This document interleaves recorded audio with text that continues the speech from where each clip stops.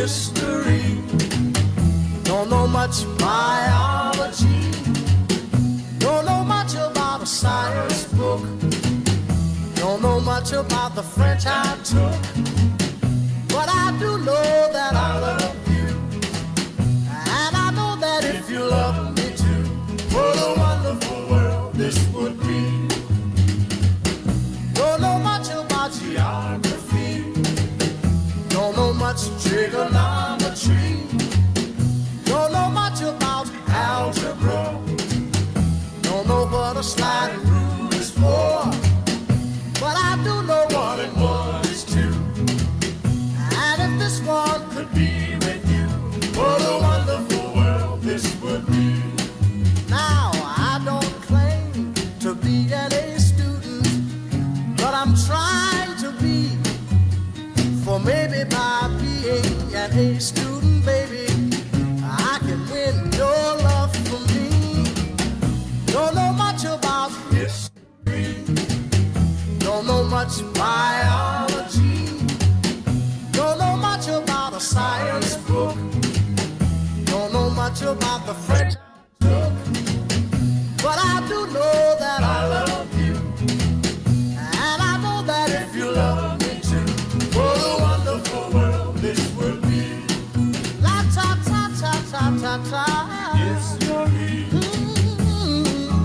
Biology. Well, la ta ta ta ta ta ta ta ta. French I took. Yeah, but I do know that I love you. And I know that if you love me too, what a wonderful world this would be.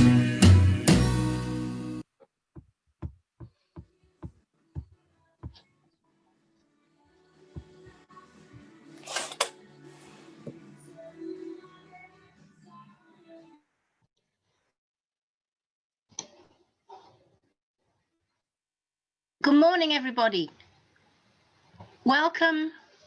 Sorry, Brian, are we ready to go now? Sorry about the hesitation, everyone.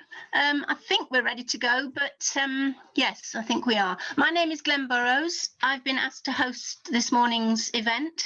And as Sam Cooke says, if you don't know much about history, hopefully you will by the end of this morning.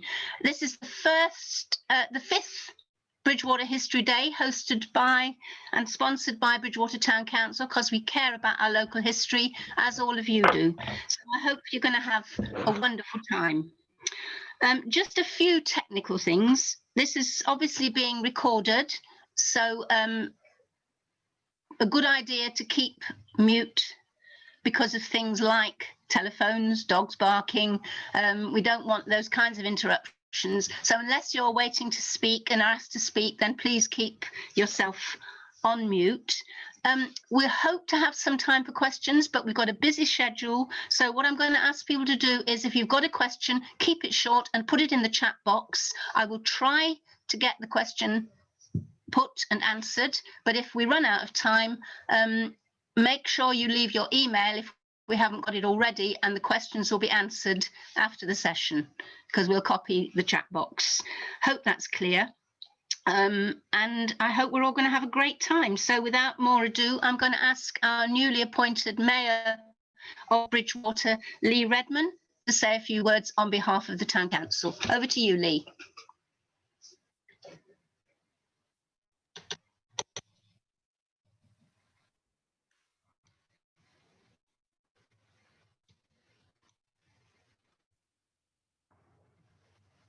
Good morning. Thank you for joining this amazing online Bridgwater History Day. I hope you enjoy the event. Bridgwater has had a mayor since 1468. And during those years, the functions and powers of the mayor have changed significantly. Any one of the 16 elected Bridgwater Town Councillors can become mayor by simple majority vote of the Town Council at its annual meeting. This year has seen a slight change.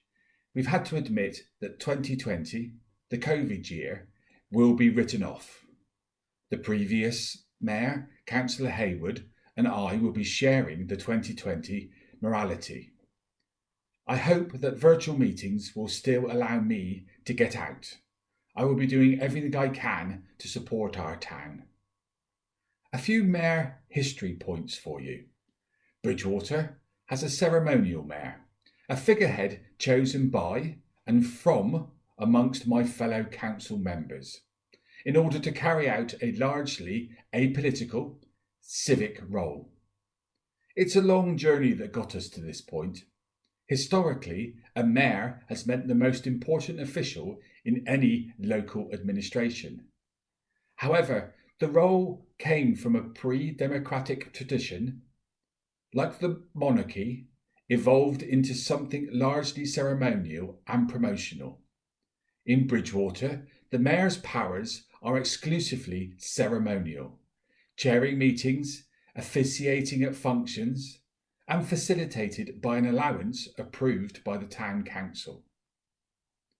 Bridgwater's charters started with John on the 26th of June 1200, granted by William Brewer to make Bridgwater a free borough, and its men free burghs, with a market, fair, and a guild, presided over by 2 stewards, elected annually and assisted by a bailiff, and evolved over a long time, with peaks and troughs, to the position we find ourselves in now. Throughout the 20th century, the office of mayor did not entail any important administrative duties, and instead was generally regarded as an honour, conferred for local distinction, long service on the council, or for past services. The mayor was expected to devote much of their time to civic, ceremonial, and representational functions, and to preside over meetings as chair of the council. Provision was repealed in the Local Government Act 1974, which abolished the borough status of places like Bridgwater, replacing it locally with Sedgemoor District Council, which became the new executive authority. The remnants of Bridgwater's historic power was reflected in a token, and some would say toothless, redefinition, where the elected district councillors for the area of the town came together to form the Charter Trustees, with the power solely to maintain the mayoral tradition, whilst all budgets were overseen by Sedgemoor. Since reforms introduced in 2000, only a handful of English local authorities have voted to have directly elected mayors, who act as political leader, whilst other ancient boroughs, such as Bridgwater, on the 7th of March 2003, regained town council status by the device of the statutory instrument number 610, which conferred powers equivalent to a parish. Our first mayor was John Kendall in 1469. A name you may recognise is Henry Pollard, who was mayor for the first time in 1893. Our first female mayor was Alice Potterton, who was elected in 1959. I'm privileged to have been elected for my second term. I love being mayor of Bridgwater. For a Bridgwater boy, it is a dream come true. Thank you for listening. I will go and leave you to your day. Special thank you to everyone involved in organising today. Stay safe. Thank you.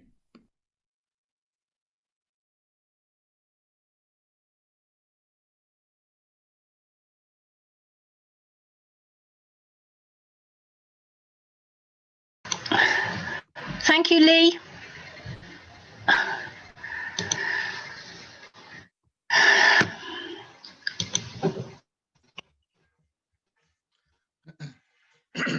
You're on, Glenn. Sorry, Brian. Told there might be technical hitches. I'm very sorry, everybody. There seems to be some problem finding. Anyway, I'm going to go straight on and sort it out behind the scenes. Thank you very much to Lee, our current mayor. And now we're going to watch a film. Nothing more important than the basic bricks that built Bridgwater. And this is a film called The Bridge in Bridgwater. Part 1 is about the old stone bridge, and the people who made it are going to tell us about the bridge, and they are Miles Kerr Peterson and Tony Woolrich, both from the Bridgwater Heritage Group. Welcome to both of you, and now let's watch the film.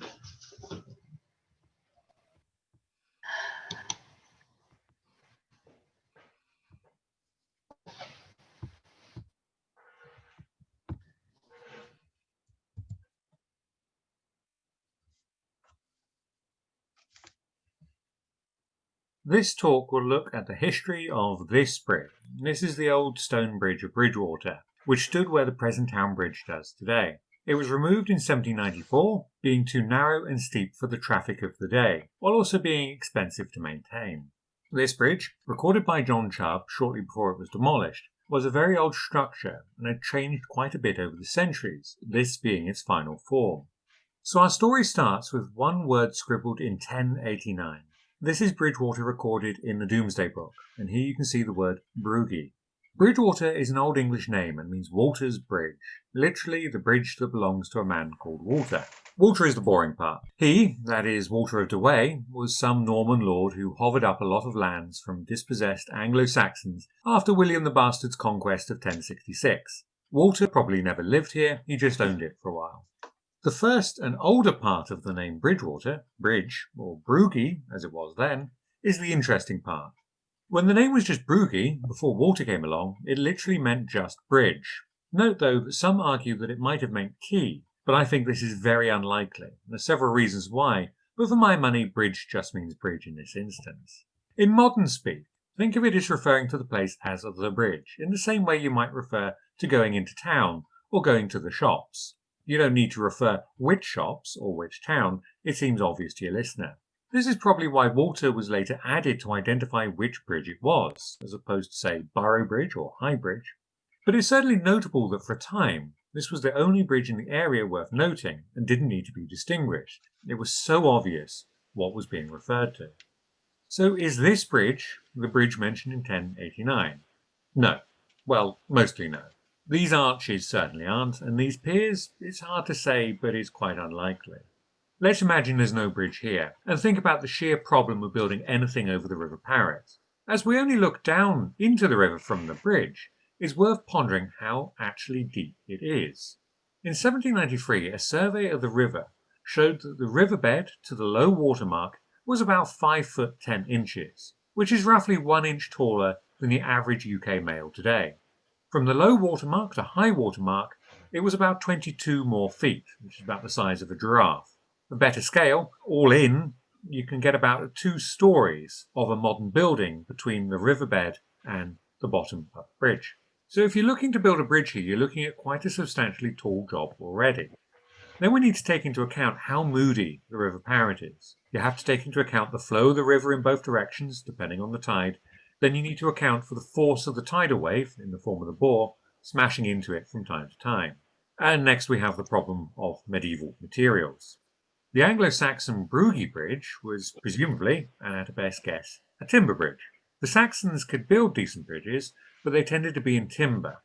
In later Anglo-Saxon England, there was an impressive infrastructure built around the country to support the king's army, so this bridge may have been part of that essential network. But if there was a timber bridge, it would have needed constant repairing and treating, or even replacement, to withstand the forces of the river. Any elaborate timber structures built into the river are first going to rot eventually, and second, they're going to be bashed apart by the bore. I turn your attention to the old wharf on the riverbank by the telescopic bridge, which was built around 1871 and had the advantage of being made in massive pieces of imported Scandinavian timber and supported with sturdy metal fixings, not available in the previous century. So although this structure has the advantages over medieval construction in being to the side of the river and being made in better materials and with better supports, it didn't survive much more than a century. So the origins of this bridge probably come in the year 1200, when Bridgwater is founded as a town. Best buddy to King John, William Brewer, had acquired a large estate in the area and had set about turning the small settlement here into a proper town with rights, burgesses, and markets. He built himself a massive castle, and while he was at it, he probably made a start on a proper stone bridge to replace whatever the Saxons had previously put up. In this period, if you wanted something to last, you're going to need to build in stone to withstand the tides. The trouble with this is that stone is very expensive and very heavy. Up to about 1200, the architectural norm was for arches to be rounded, as seen here on the watergate of Bridgwater Castle, which could only support a certain span before collapsing, which would mean the need for several stone piers, known as cutwaters, going across the river to support tiny arches. So the best solution in 1200 would have been to build only a couple of cutwaters and then have a timber roadway built on top. Building stone cutwaters into a riverbed is hard work though, and here are a few stills from a wonderful video of the building of the Charles IV Bridge in Prague, and there'll be a link somewhere so you can watch it yourself afterwards. Essentially, you have to pile in a dam to the riverbed, pump out the water, then build the structure within. But as Brewer was building such a substantial castle nearby, adding a bridge to the to-do list wouldn't have been such a big deal, as he would have had some of the most expert engineers of his day on hand, and he had access to all the talent the royal court could offer. It is likely that Brewer's bridge consisted of two large cutwaters set into the bottom of the riverbed, upon which a timber structure then spanned the gaps. This bridge required regular repairs, but the town possessed a common fund to pay for these, and a condition of being a townsman of Bridgwater was to contribute to the upkeep of the Great Bridge. The bridge would have been the last easy crossing point on the River Parrett before the sea. Save for a fording point and ferry at Cummich, used at low tide and high tide respectively, and also as far inland as sea traffic could go, meaning all goods would have to be unloaded at Bridgwater and put onto barges to head upstream. In the foundation charter of Bridgwater, Brewer was granted the right of pontage, the levying of tolls on crossing a bridge, and in the 15th century, tolls were charged on loaded carts crossing the bridge, suggesting that unladen carts and pedestrians could pass free of charge.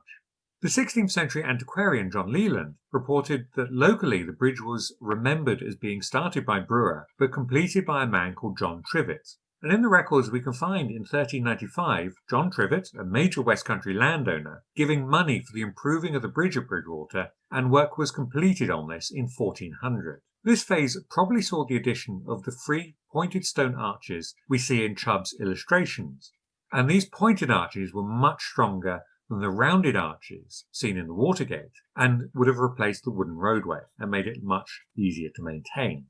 Again, this was a substantial undertaking. A huge wooden frame will have needed to have been built, then the stone arches rested upon these, then gradually built up. In medieval documents there are mentions of houses on the bridge. Whether they were literally built onto the bridge or just adjoining the bridge is unclear, although the latter is much more likely. It was certainly not unusual to find houses, shops, and even chapels built onto the top of medieval bridges, although Bridgwater's bridge was probably too narrow for that. There is also mention of a chapel on Bridgwater's bridge, which was served by the Franciscan friars, although sadly we do not know more about this feature. Medieval bridge chapels can be seen at St Ives in Cambridgeshire, Bradford upon Avon, and Rotherham, and these ones were built atop enlarged cutwaters. Again, the bridge in Bridgwater would probably have been a bit too small for these things, so the chapel may have been just in an adjoining building, and we can see these recorded by Chubb. The bridge that Trivett paid to be completed once bore that man's arms on the side, although these do not appear on Chubb's illustration. It is possible they were removed along with an entire central arch of the bridge during the civil wars of the 1640s.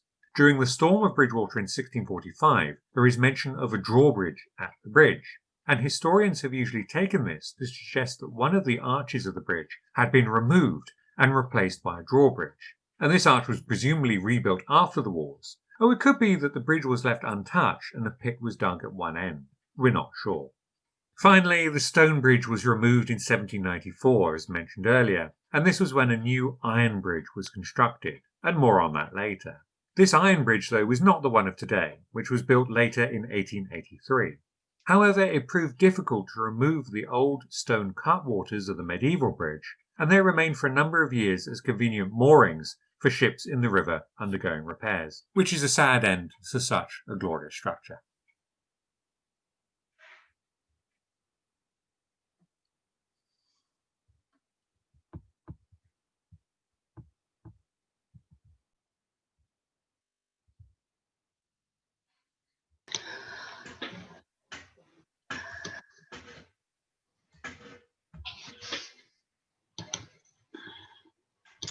You're on, Glenn. Thank you, Miles and Tony.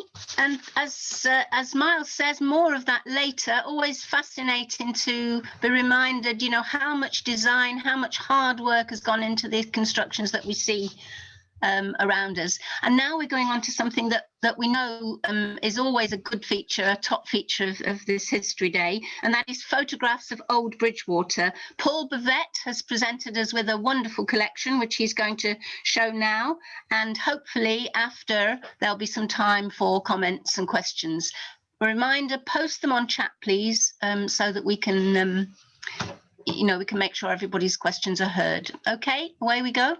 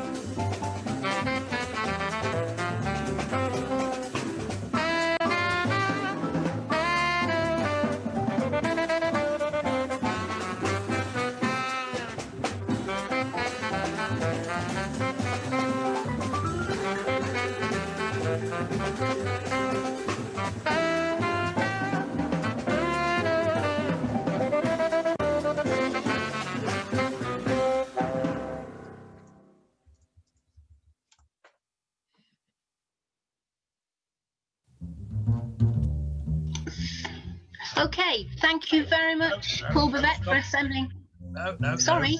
Still going. Sorry, everybody.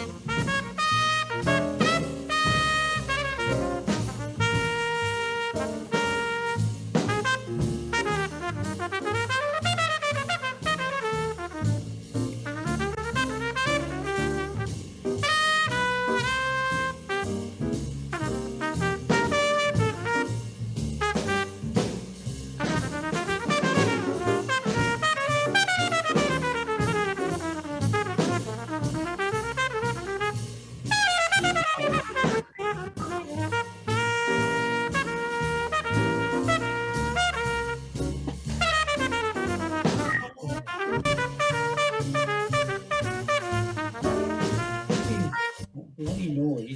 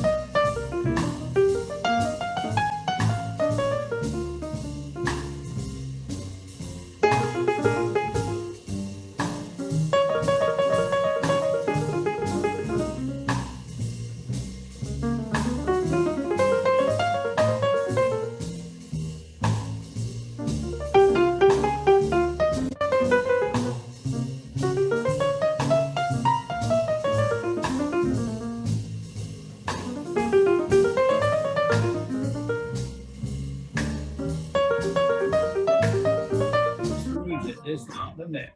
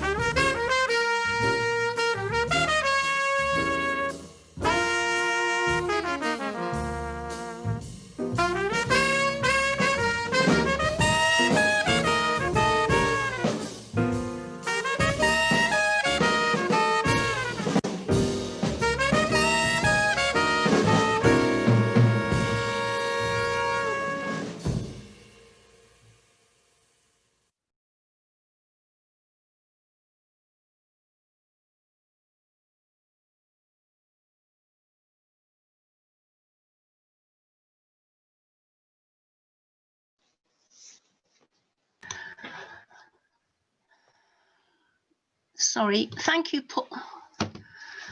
I'm sorry, I can't see anything, Brian. You're wrong, Glenn.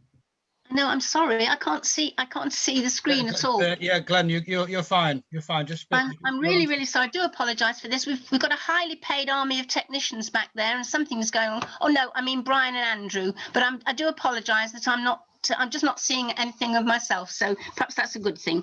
Got time for a few questions, I think, and there's quite a few points been made on chat line. First thing I think is again addressed to our technicians. Someone's asked if we can make the presentations full screen, and I think that's a good point. I don't know if it is possible. It is, Glenn. That was my mistake in the last one. I shared the wrong screen. Okay, so I'll do it next time correctly. That's lovely. Thanks. Great. Thanks, Brian. Next question. When were ships last in the Bridgwater docks? Do you know that, Brian? I saw one in early 70s. I saw a Russian timber ship in the early 70s. Early 70s at least. So we need to Any advance follow on that that one up. Anyone know any? Mainly people will be muted. You probably won't get it. Trouble is, Brian, I can't see the screen if anyone's asking anything. So you're going to have to watch out for people indicating. But I can't see them either, Glenn. So Okay. don't worry. Okay. There's another question. Is Elvers, can you still catch them in Bridgwater? Oh, yes. You have to have a license. Am I correct? I couldn't possibly comment. Okay, and obviously lots of people saying the pictures are great. It's a wonderful collection. What a town we've got, really. It is wonderful. And also a couple of comments about the blackface character shown on one of the carnival floats, and making the point, I think importantly, that thankfully those days are gone, but not so long ago in the 80s there were still black faces featured on our carnival floats, but not anymore. Anything else? I can't see any other. If I missed anything anyway, then the questions will be answered later. So if you've got a question up there and you think it needs answering and it hasn't been, leave your email address on chat and we'll get back to you. So I think it's time to move on to our next presentation. And this is, I have to say, you know, at school, I just thought history was incredibly dull. And it really wasn't until I came to Bridgwater that I realised that it could be both funny and about real people, not just kings and queens. I'm one of the people who introduced me to the funny side, and I think he's probably going to do that to you now. Even the most serious subject can have its humorous side. So Brian Smedley is now going to talk about the Somerset stop line during the Second World War. In other words, how we planned to stop fascism right here on our doorstep. I'm sure there's going to be a few jokes. So over to you, Brian.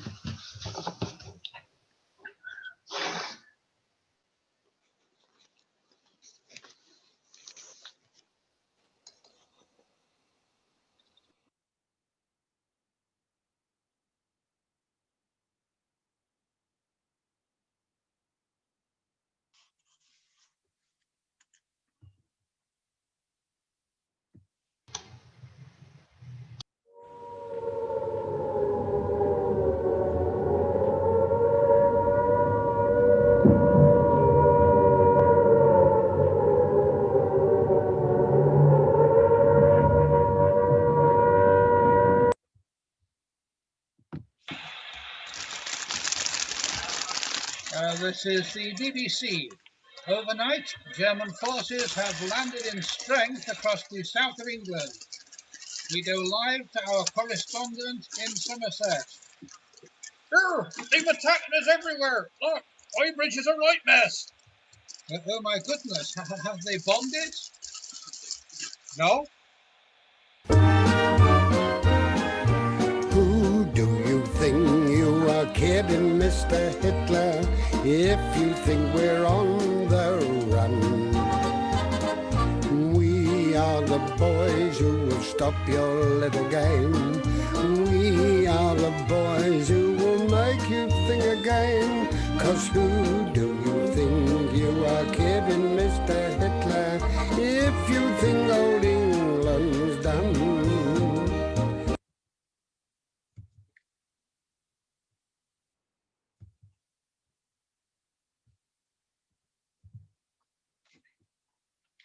In the 1930s, fascism was on the rise.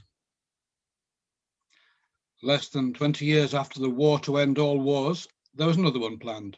And this time, the British government appeared to be turning a blind eye and following a policy of appeasement. It took the small Somerset town of Bridgwater and a famous by-election to change that policy. In September 1938, the British and French governments caved into Hitler by signing the Munich Agreement and effectively sold out Czechoslovakia for the promise of peace in our time. This was the reality of appeasement. But in Bridgwater, a by-election was held. The popular radio broadcaster and News Chronicle journalist Vernon Bartlett was elected on a policy of standing up to fascism, opposing appeasement, and defending Czechoslovakia. Hitler was not a happy Nazi and reportedly choked on his breakfast and vowed a terrible revenge on Bridgwater. Probably, though that's not actually recorded. Less than a year later, Britain was at war. In September 1939, Germany invaded Poland and British troops crossed the English Channel. Once again, the British would have to stand up to another country's dastardly empire building with their own empire and the French Empire. But things didn't go well. Despite the kind of valiant resistance you'd expect from the Poles, Poland was quickly conquered and 250,000 people had died, the majority being civilians. In the West, the Allied armies paused and for the next 6 months stayed paused. In England, we were out of the range of those dastardly German bombers, especially Bridgwater. In fact, more people were killed in accidents during the blackout than in enemy action during this time. But people were worried, as was the government. The bomber will always get through, was the fear. War will come from the sky, said H.G. Wells. And people had witnessed the horrific bombing by the fascists of Guernica in Spain in 1937, and now a whole nation as Poland was blitzed into submission. The Germans had conquered Czechoslovakia and now Poland. In April 1940, things changed as the Germans invaded and conquered Denmark, and then Norway, diverting British troops and the Royal Navy across the North Sea, and then in May, a major offensive westwards.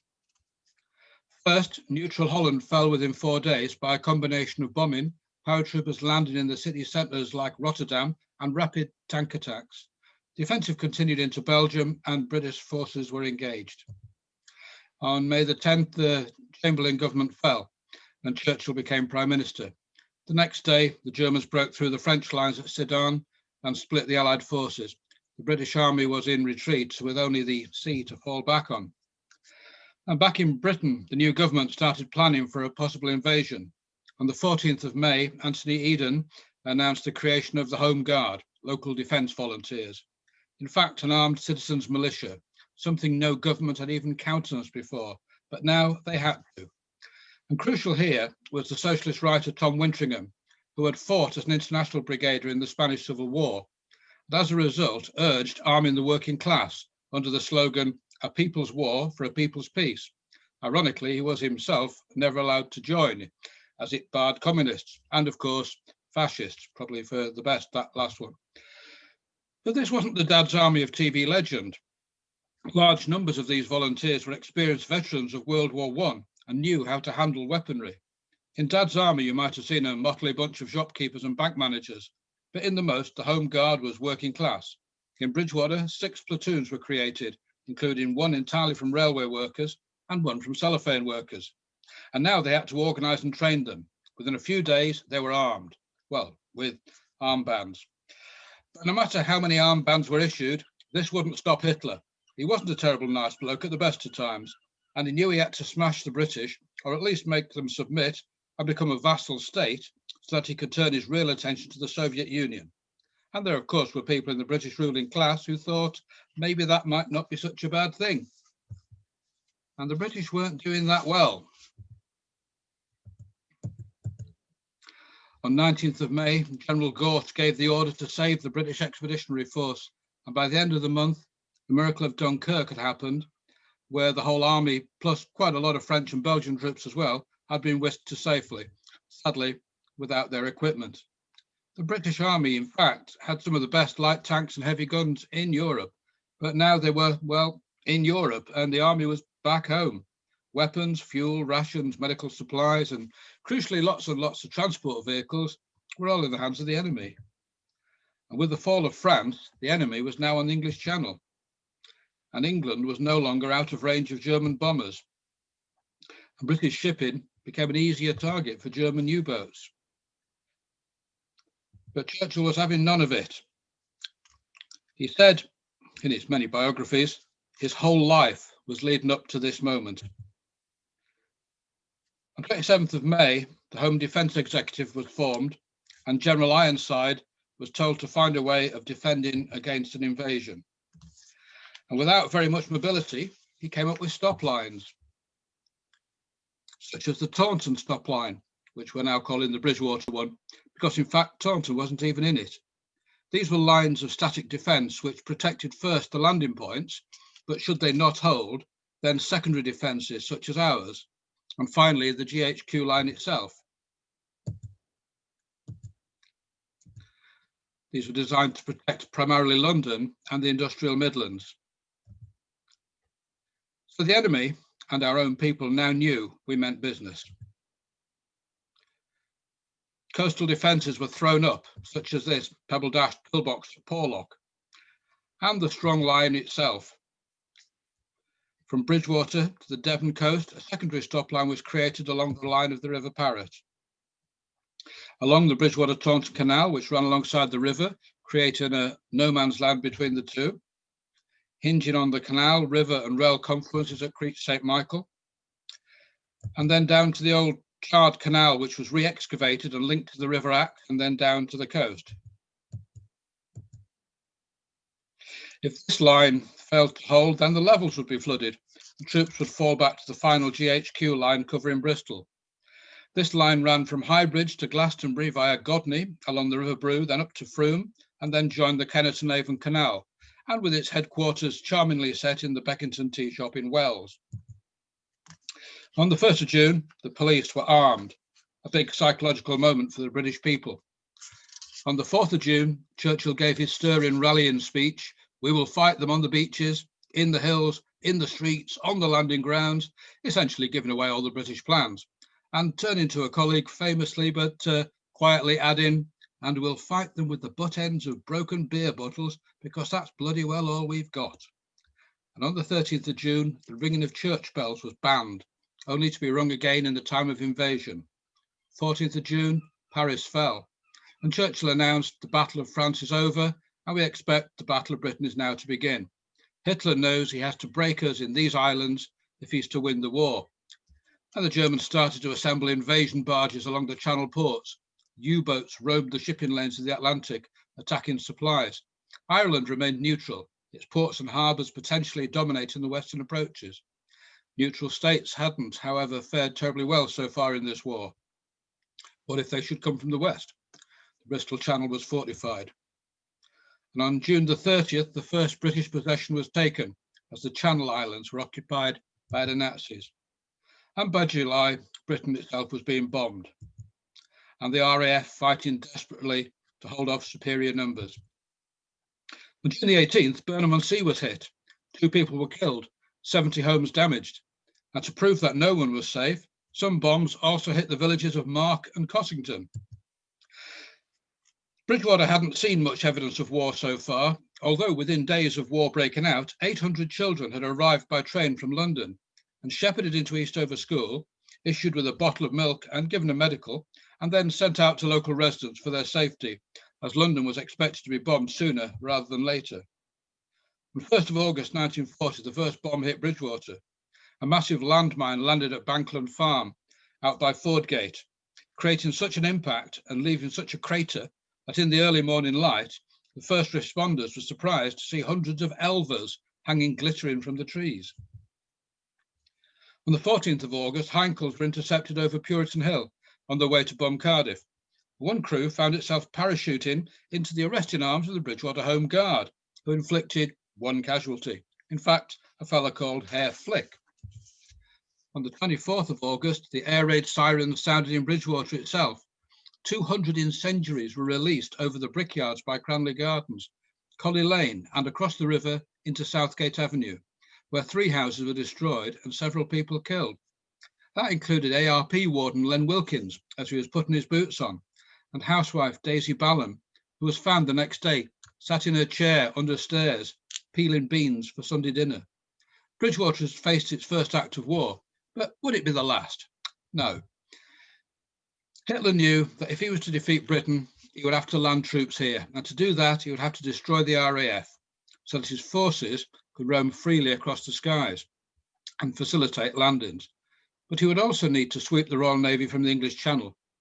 And Britain was alone. Neither the USA nor the Soviet Union were in the war at this stage, and the German army had already conquered 9 countries, including France, which it had failed to do in 4 years, and now it did in 4 weeks. How easy would Britain be? Would Ironside stop lines work? On September the 7th, the church bells rang out across southern England. It was a signal for invasion. Massive German air raids hit the final RAF bases within range of the Channel, and then concentrated on the Channel ports, backed up by the recall of U-boats from the Atlantic. The RAF was destroyed, and those elements that weren't were compelled to withdraw to the north of England. The Royal Navy was bottled up in its home ports and excluded from the Channel by minefields and submarine activity. The code word Cromwell was issued. Incidentally, a last-minute change of plan, as the original code word Caesar unwisely had referred to somebody who'd successfully conquered England. German paratroopers quickly landed in the South Downs and, backed by cross-channel heavy guns, seized key ports at Newhaven and Folkestone. Hundreds of German barges filled with troops and heavy weaponry were towed across the Channel without hindrance from the Royal Navy or RAF, landed on the Kent and Sussex coast and immediately headed for London. But the line held. Britain had been reinforced by American weapons and Commonwealth troops. The GHQ line was holding to the south of London, and the Royal Navy and the RAF were regrouping. Hitler launched his secondary plan, codenamed Harpoon, where previously decoy actions in East Anglia and southwest England now became actual flanking movements. Paratroopers landed in South Devon, securing the ex-estuary and allowing a landing facility for German troops and tanks, which quickly seized Exeter, cruelly changing every X in Exeter into a swastika. And then heading north and east along the A38 and A30. A diversionary force engaged at defences at Chard, but it couldn't break through. But the main thrust would come at Bridgwater, which, if it fell, would open the quickest route to Bristol and the industrial Midlands, divert British troops from the southeastern GHQ line, and London would be taken. Churchill and King George would be clapped in irons and thrown in the Tower, and Wembley Stadium turned into a museum for German football in triumph. Unthinkable. The Somerset stop line stretched from the widest part of the river in the north, where a diamond of pillboxes surrounded the barrage balloon hangar on the Pole at Hams, and then running along the east side of the river. In Bridgwater itself, the western half of the town would be evacuated, and in fact bombed by the RAF to prevent it being easily occupied, whilst the eastern part of the town, from the river to the railway line, in fact the present-day boundaries of the Eastover ward, fortified as an anti-tank island. And then the line of the canal south, going through Somerset Bridge down to Creek St. Michael, more pillboxes, anti-tank traps and bridges mined and ready to be blown on the approach of enemy forces, still visible today. But of course, we all now know the Great Battle of Bridgwater turned the course of the war. The Germans were repelled with heavy losses. The successful policy of interior lines and a mobile reserve meant that the British were able to rapidly switch reinforcements to key areas. And while the Bridgwater defences held, the Royal Navy retook the Channel and cut supply lines. The British Army counterattacked and swept victory along the southwest peninsula, and heroic actions at Wiveliscombe, Bishop's Lydeard and Spaxton are now remembered by every school child across the country on Bridgwater Day, September the 22nd. Incidentally, my birthday, and coincidentally, that of Arthur Lowe.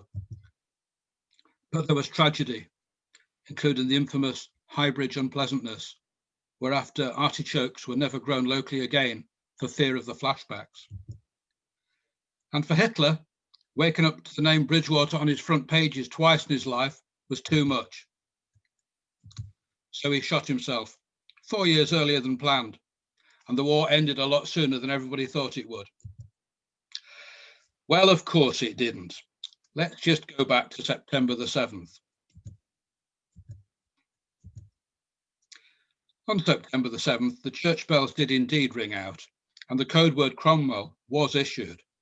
But the massive German air raids, in reality, changed focus from the RAF to the cities, and in one stroke took the pressure off the British Air Force, which regrouped and had famously won the Battle of Britain by mid-September. The Royal Navy never lost control of the English Channel, and nor would it. And to make things worse, the German army didn't have the resources for a major amphibious operation, and field commanders constantly advised Hitler against an invasion. General Halder saying, "It would be like putting my men through a sausage machine," and that's not a good Saturday afternoon. General Allenbrook, in his diaries too, also clearly said he would have used mustard gas without a moment's hesitation, even on the beaches. The German Navy itself was the most fearful of even attempting an invasion. They knew the weather in the Channel was totally unpredictable, and really not the best conditions for towing flat-bottomed river barges, even the smallest of distances. In fact, barge conversions wouldn't be finished properly until mid-September, by which time windows of good weather were becoming less and less accessible. And they knew that even a couple of British minesweepers and destroyers in amongst them would have caused chaos amongst the troop carriers before they even got to the beaches. Never mind the fact that there was a full 6 hours of difference in the high tides from Lyme Regis to Dover. And of course, British militarily, Britain actually didn't stand alone. It was quite strong militarily and economically. The British Empire covered a third of the globe, and we had no end of access to raw materials and manpower. An entire division of Canadians was in Britain already. 500,000 US Enfield rifles and 975mm field guns were now in the hands of the now properly uniformed Home Guard, who themselves now numbered 1.5 million men. Now, also at Sandhurst in 1974, they did attempt to wargame a German invasion. And while the Germans did land, they still lost. In fact, the Germans' own wargaming of 1940 concluded that there was such a small window of opportunity for invasion, in fact, 22nd of September to 6th of August, that all arms of the services were urging a summer 41 invasion instead. But Hitler was far too absorbed with his plans to invade Russia by then anyway, which he did. And by Christmas 1941, he was at war with both the Soviet Union and the Americans, and he was doomed, of course. So why the stop lines? Well, of course, it might have happened, and my very realistic scenario shows this only too well. But really, it was all about turning Churchill's speech into action, bringing the possibility of invasion home to the people, no matter how remote. Pillboxes along the canal and by the railway station are powerful symbols of what if. What if they did come? Well, we'll be ready. The stop lines were built within a month, a massive infrastructure project showing that such things are possible, coordinated by military planning and resourced by large and local building contractors. In our case, John Molam's Charles Brand, meeting at a get-together at County Hotel in Taunton under the chairmanship of Mr. Stansell, dishing out lucrative contracts and built by masses of manpower, of which Britain had no shortage of. Not only did we have our own works at the ready, we had thousands of European refugees fleeing Nazi persecution, and we had the raw materials. And in Bridgwater, the canal, of course, was no proper defence. You can wade across it. Temporary bridges could have been thrown down and crossed at ease. Never mind blowing up the existing bridges. And you can still see the charge placements in the bridges now. The River Parrot, on the other hand, was a more formidable crossing with its tides and deep mud, although recently uncovered documents do show that the High Command had given orders that should Bridgwater be attacked, the west part of the town could be sacrificed and bombed by the RAF. I would also add that the Germans had earmarked Lyme Regis as the western landing point, not Exmouth, but I couldn't use that in my scenario, as that meant they'd have totally missed the western stop line and avoided Bridgwater altogether. The Germans had invaded, and the Nazis had taken over Britain. They had darker plans in place. British fascist leader Oswald Mosley would have been installed as a puppet dictator. Blenheim Palace, Churchill's ancestral home, would have been turned into Nazi HQ. 300,000 British Jews would have been eliminated, and they'd had a hit list of some 3,000 political opponents, their special search list, including Clement Attlee, Noel Coward, Sylvia Pankhurst, H.G. Wells, Ernest Bevin, and Bridgwater's own Vernon Bartlett. Even poor old Chamberlain was on it. However, what an oversight. He'd left off Gracie Fields, George Formby, and Vera Lynn. We could have rebuilt society no problem. So, spoiler alert, Britain wasn't invaded, but the stop lines were real, and they're still there. Well, most of them, often thanks to the farmers who were paid a fiver a head to remove them, and who instead pocketed the fiver and left them there. So today you can walk the canal and the riverbank and see these pillboxes. There's two at Bridgwater Station on the planned anti-tank island, and there's a restored one at Crete St. Michael, which is now a bat sanctuary, an apt reminder of why they were built.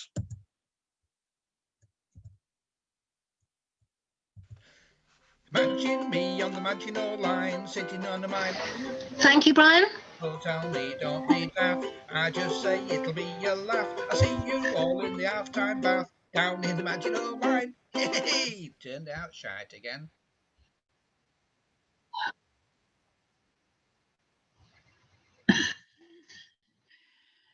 Are we done now? Can I speak? Thank you. Well done, Brian. Thank you. Thank you for illustrating Bridgwater's part in Hitler's downfall, proving also that you can't believe everything you read. Thank you very much for that take on our history, Brian. And I'm sorry I interrupted your ukulele solo. Deeply sorry. Fairly sorry. So, next person, please. We're going to have someone speaking live now, and I'd like to welcome Dave Chappell, who is chair of the Bridgwater and District Civic Society and also secretary of Bridgwater Trades Union Council. Dave retired in 2016, having been a postman in Somerset for 38 years. And he's a lifelong trade unionist and a black music DJ. And I'll just add that he has already published one book about Bridgwater's history. That is the history of the 1926 general strike and Bridgwater's part in that. And in January, he's publishing another book about the history of Bridgwater from 1983 to 2004. When Bridgwater was still a working class left wing and rebel town. So we look forward to that. Dave, over to you, please, to talk about the women shirt workers of Taunton and Somerset when they struck in 1912. Thanks. Good morning. Can you hear me okay? Yes. Okay. On Wednesday, the 10th of July, 1912, 1,500 shirt and collar women in Bridgwater went out on strike and started a dispute that, more important than that, entered the pages of modern Bridgwater history. The women made shirts and collars at H.J. Van Trump's Bridgwater Tonevale Manufacturing Company, which became Van Heusen's in Bailey Street, and R.M. Moody's factory, two factories. The first that later became Gan Mills in New Road, and a larger factory in Dampit Street. About 1,500 workers. There were 300 workers at F.J. Wyatt's factory, which has only recently been demolished in Monmouth Street, and they didn't come out on strike. And the cause of the dispute, the strike, which lasted for 15 days, was the Liberal government's National Insurance Act, which compelled employers and workers to pay for the cost of unemployment insurance and sick absence insurance. And what happened in Van Trump's Tonevale manufacturing concern and R.M. Moody was that they asked the women to pay by charging them for the cotton that they used. The wages were 8 or 9 shillings a week, and a really good seamstress could get through 10,000 yards of cotton in a fortnight. And the average cut in wages the workers claimed was 9p. Earlier on in the year in Taunton, the Bridgwater workers had not supported them, and that caused problems later on. And the whole background to this dispute was, before the First World War, there was large-scale rebellions going on, strikes going on, and perhaps England was closer to a real revolution than it had before or since. Suffragettes were seen in the town. The National Association of Women's Suffrage Movement, which was a middle-class body, met in the Oddfellows Hall. But more sensationally, the woman who claimed to have assaulted Herbert Asquith, the Prime Minister, in Bristol, was seen walking the streets of Bridgwater, and for 2 days was followed closely around her lodgings in King Square by the police. There had been a national railway strike in 1911, a national miners' strike in 1912, gunboats in the River Mersey, and in 1913, a year after the strike, one of the most interesting passages of carnival history, where the local chief constable defied the Home Secretary and allowed the carnival bonfire and squibbing and the carnival to take place when the Home Secretary banned it. So it was a rebellious town, and certainly votes for women was in the air. And that's a fascinating connection with working class struggle. The highlights of the strike, which lasted for 15 days and certainly didn't achieve its aims, but was an achievement in itself, were many. There was a huge rally in Eastover Park where up to 3,000 women and their supporters met, and they were harangued by the Reverend H. Mould, the minister of the Mariners' Chapel in St. John Street, who urged them to go back to work, and they refused with cries of not until the cotton charges have been withdrawn. There was a rally in the Oddfellows Hall, which is still there in East Quay, where they heard reportbacks from the negotiations, and Van Trump threatened to shut the factory immediately. Then he threatened to shut his factory in Bailey Street in a week, and actually didn't shut it at all in the end. Hundreds of women canvassed for fundraising and knocked on door to door to raise funds for the strike. On the Monday after the first stoppage, when the stoppage was about 5 days old, the women decided to invade Taunton and to try and picket out the factories in Taunton, including one which is still there. It was Samuel White's factory in South Street, and I think that's just become a listed building and should be preserved. Unfortunately, the other factories, the Bridgwater factories, have been demolished. And I imagine a really good film director making a wonderful scene of this, because it's before the Broadway, it's outside the Queen's Hotel, and hundreds of striking shirt and collar women in charabancs. There was an advance guard of about 12 or 15 or 20 on bicycles, all with placards saying, "We won't go back, we won't pay for cotton." And the cyclists led the way, cycled down the A38 to Taunton, and they were accompanied by charabancs, 2 or 3 charabancs, and they were beginning to be unionized. And what's interesting is that the National Federation of Women Workers was the union. And the reason it was the National Federation of Women Workers was that the TUC at the time refused to allow any union that had women workers to join. The most remarkable scene, however, was on Thursday, the Thursday of the strike, and that involved mass picketing. So if you can imagine in 1911, with the docks railway taking place, and whether or not there was a man with a red flag taking trains to the docks across that junction, I'm not sure.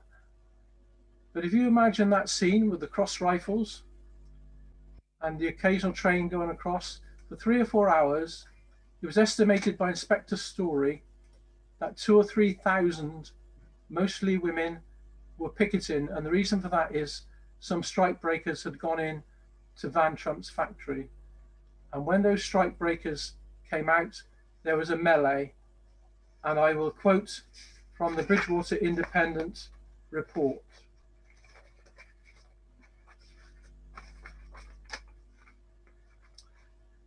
Between 7 and 8 p.m, a good deal of excitement prevailed in the neighbourhood of the Tonevale factory. A large crowd of the strikers waited in Rosebery Avenue for the arrival from the factory of those of the workers who had not come out.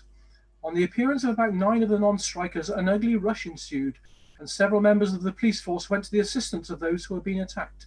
It is stated that several blows were struck in the skirmish, which ensued, but the police, who were also roughly handled, succeeded in getting the non-strikers away and escorted them to their houses. It is stated that the incident will have its sequel in police court proceedings. And it certainly did, because before the strike finished in Bridgwater Borough Police Court, a large crowd of strikers, said the Independent, were outside the court, but only a few were admitted. And in the dock were Mrs. Margaret Short of number 2 Court West Street, Mrs. Annie Davey of Quantock View Terrace in Bristol Road. Emmy Bailey, the third woman arrested for assault in the police and assault in non-strikers, had absconded to Cardiff, and an arrest warrant was put out for her. Mrs. Margaret Short and Mrs. Annie Davey were both married women of respectable appearance, and they were charged with assaulting Emma Squires of 80 Polden Street. There was no defence solicitor, and interestingly, the prosecutor was the town clerk, W.T. Baker. Inspector Story. 9 women left work, protected by myself and a number of constables. Mrs. Squires was molested and struck. Her hat was torn off and her hair pulled out. She got to Polden Street only under police protection. None of the 9 women went back to work during the dispute. Mrs. Emma Squires. When they got into Rosebery Avenue, there was an enormous crowd gathered, mostly women. Mrs. Davey came in on the left and tore off my hat, and the other woman, Mrs. Short, came and smacked me right in the face. Mrs. Short interjected, "It's a lie, I wasn't near you." Emma Squires, "I received many, many blows. The crowd was very hostile." Mrs. Short, "But there was a crowd of many thousands. How do you know it was me?"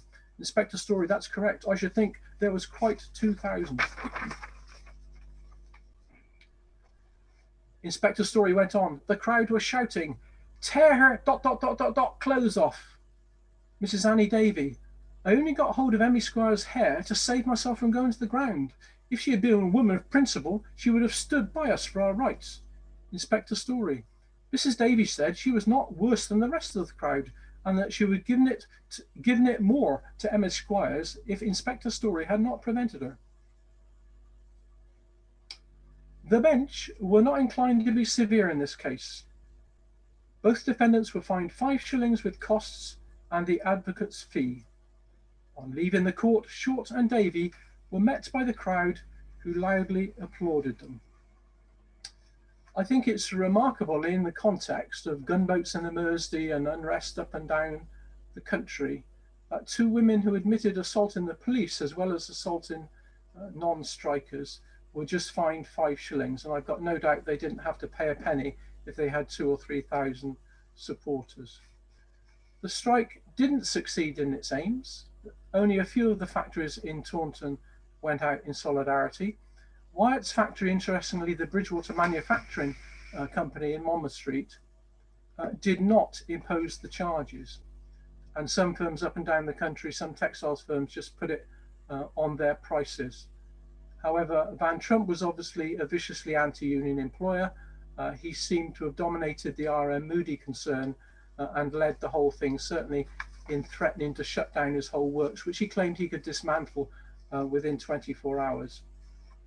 I think the leniency of the fines is remarkable. I think that the organization of the women was very impressive. You had mass picketing, and in the context of the time, I think the Bridgwater working class women who made shirts and collars and were to carry on as unionized women making shirts and collars right up until you had Leffman's, didn't you, which was underwear, and Gan Mills, which was one of the Moody's factories, only shut down comparatively recently, were a large part of the unionized workforce of Bridgwater over many, many years. And in terms of the unrest of that time, Keir Hardie, the leader of the Labour Party, said this at St Andrew's Hall in February 1912, just before the strike. He was received with prolonged cheering and said he believed that the present year would see the enfranchisement of women. Vast cheering again. There was only one thing that stood between them and the control of the country by the working classes, and that was the lack of unity in the ranks of the working class. Until they had a House of Commons dominated by a clear majority of Labour members who were themselves socialists, the socialist ideal would not be fully realised. Socialism stood for international peace and for eternal relationship amongst all the races of the earth. Socialism stood for freedom. They would fight their fight through to a clean finish, and they would do it all the better if there were no soldiers there to irritate them and annoy them by their presence. If there is to be war, said Keir Hardie, it is to be a revolutionary war to the finish. And the Bridgwater Independent, in brackets, put standing ovation, hip hip hurrah, and loud cheers. And of course the tragedy was not soldiers being employed to stop the revolution in Britain, but millions of British and other soldiers being killed in the war that ensued. The question I have to ask everybody really is why the remarkable first appearance of women en masse, of working class women in Bridgwater, has up to now been almost totally ignored and forgotten by everybody who cares about Bridgwater history. I think that's a shame, and I think that deserves to be recognised. And I'd like to pay tribute to Emmy Bailey, Mrs. Annie Davey, and Mrs. Margaret for being pioneers. And I'd like to see a plaque put up for them on the side of Rosebery Avenue, where 2,000 or 3,000 angry women were defending their rights. Thank you very much.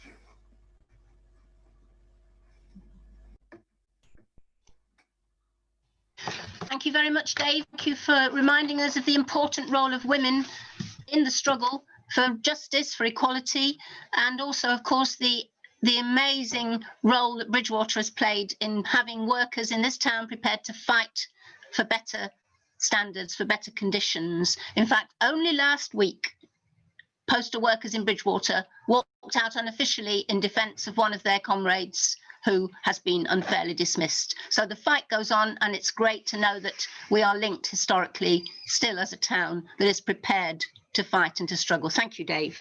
Now going to move on to Amelia, or at least Amelia as portrayed by our friend Val Bannister.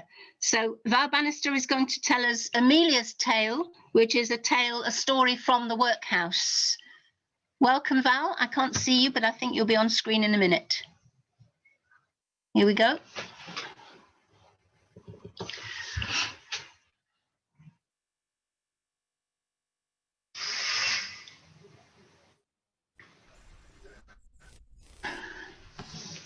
It was the sound of children laughing that finally woke me. My father was deputy supervisor of Bridgwater Docks, an important role in a thriving town. We lived in half of one of the grand houses in Castle Street, and I know my mother hoped that one day we would be able to take it over entirely, all ours. There were just the three of us, father, mother, and me. Amelia, aged almost 8 years. At one time I had a baby brother, but he was taken to heaven. I don't really remember him. Then one day, everything changed. There was a commotion at the docks. We could hear it from our home. And then a peeler came to the door. "Mrs. Norton, I'm sorry to have to tell you, there has been an accident at the docks. One of the cranes has collapsed. Several men have been injured, including your husband."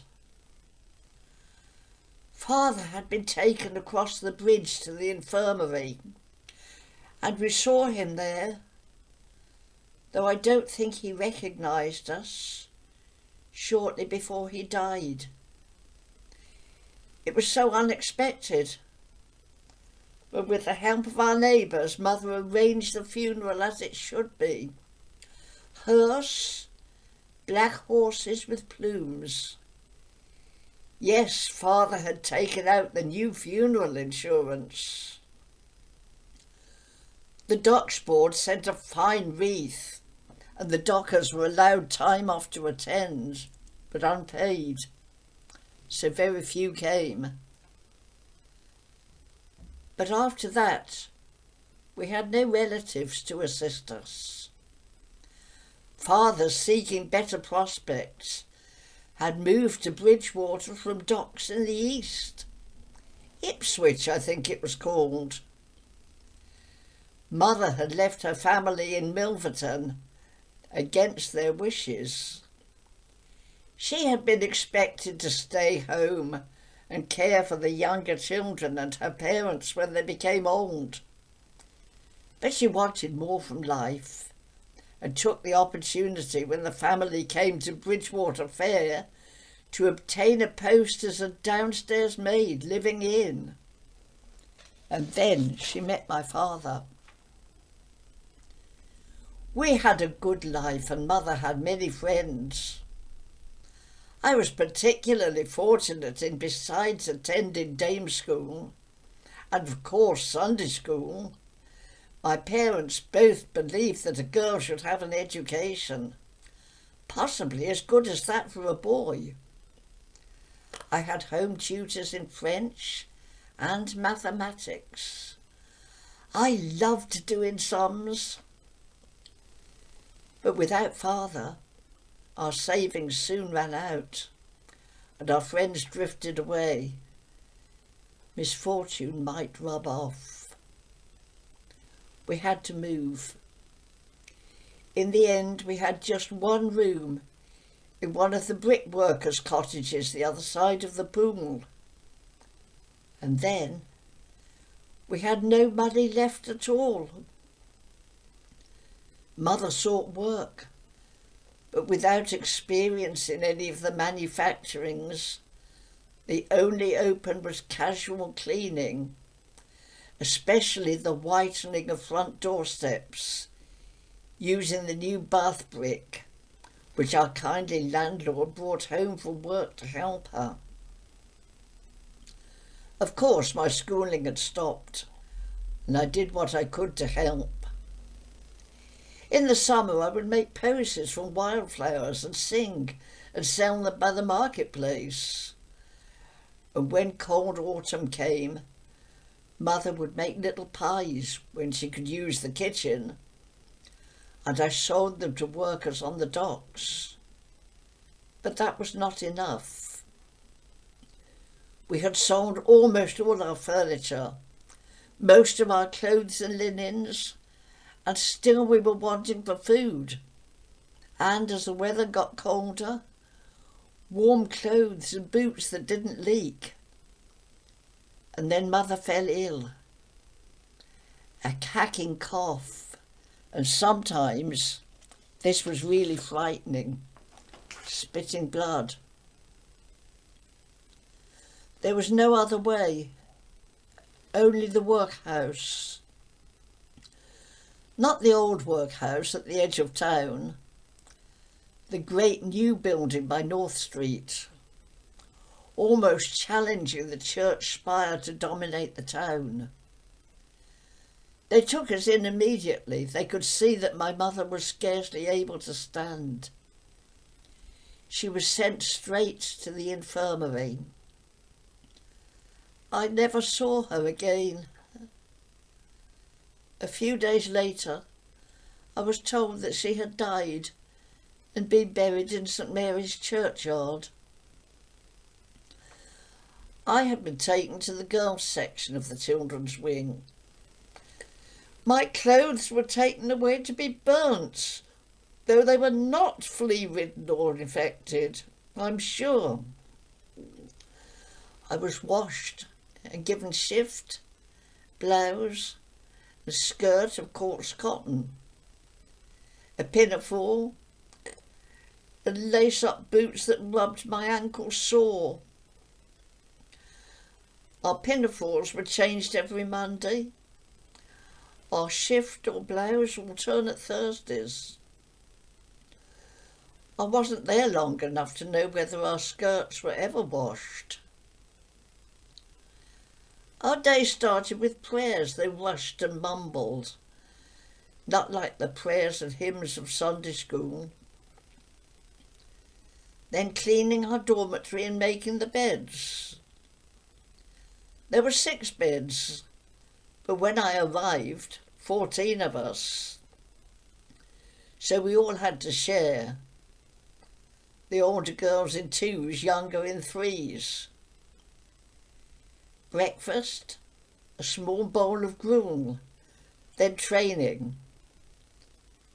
This was mostly sewing, nothing fancy, just mending old clothes so they could be reworn. The older girls helped the women in the laundry, and any of us might be called to help with the washing up or cleaning. I don't know what the boys did, I never saw them.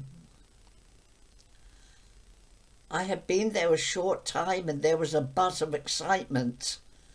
The inspectors were coming. Everything was to be perfect, clean and orderly. And no complaints.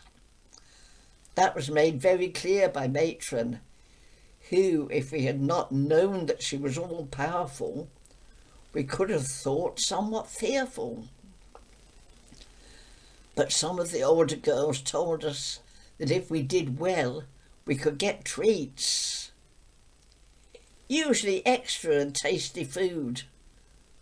Though there was a story that once the children, boys and girls in 2 separate carts, had been taken to the beach at Burnham. Though no one knew if this was true or just a wish. The inspectors came, 3 solemn gentlemen and a lady, serious and grim. They asked, did we know our prayers?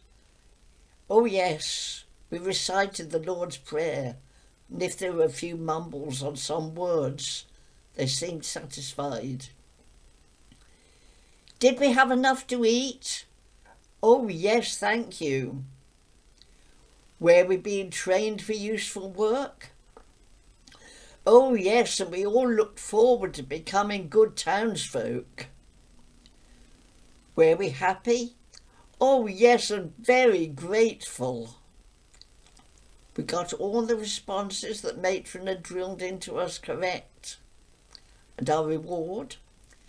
To be taken out into the town for a walk in a line led by Matron, and a small twist of candy. The inspectors moved on, though one gentleman stayed behind for a while. Oh, very fine-looking girls, Matron. Fine girls, a credit to you. He walked around, eyed and prodded 2 of the older girls. Well, the workhouse gave us enough food and shelter to keep us alive. But that winter was very cold and wet. We were each issued with a shawl, which did little to keep us dry when sent into the yard for exercise. And when we were allowed a fire in the dormitory, it was so small that we scarcely felt any benefit. And we still only had a single blanket on each bed. I caught a cold. It turned to a fever. At first Matron said I was just fussing, get on with my work. But a few days later, I was taken to the infirmary. I remember little of that time. I thought Mother was there talking to me, telling me to be brave, to get better. Life could be good again. And then I fell asleep. I don't know how long I slept, but there was a disturbance. The earth was shaking around me, as though the whole workhouse was toppling to the ground. It was very confusing.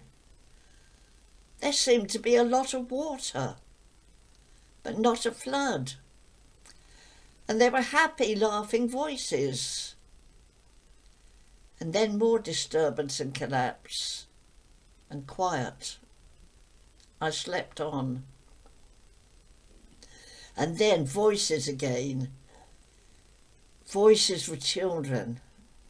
Boys and girls together, shouting, playing, laughing. Could these be the good times my mother had told me would come? My mind, my spirit had to know.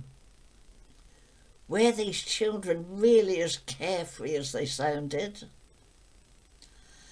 I floated free from my grave, and there was a building I could never have imagined. Glass windows everywhere letting in sunlight, and the walls a brilliant mix of sunset yellow, orange and red.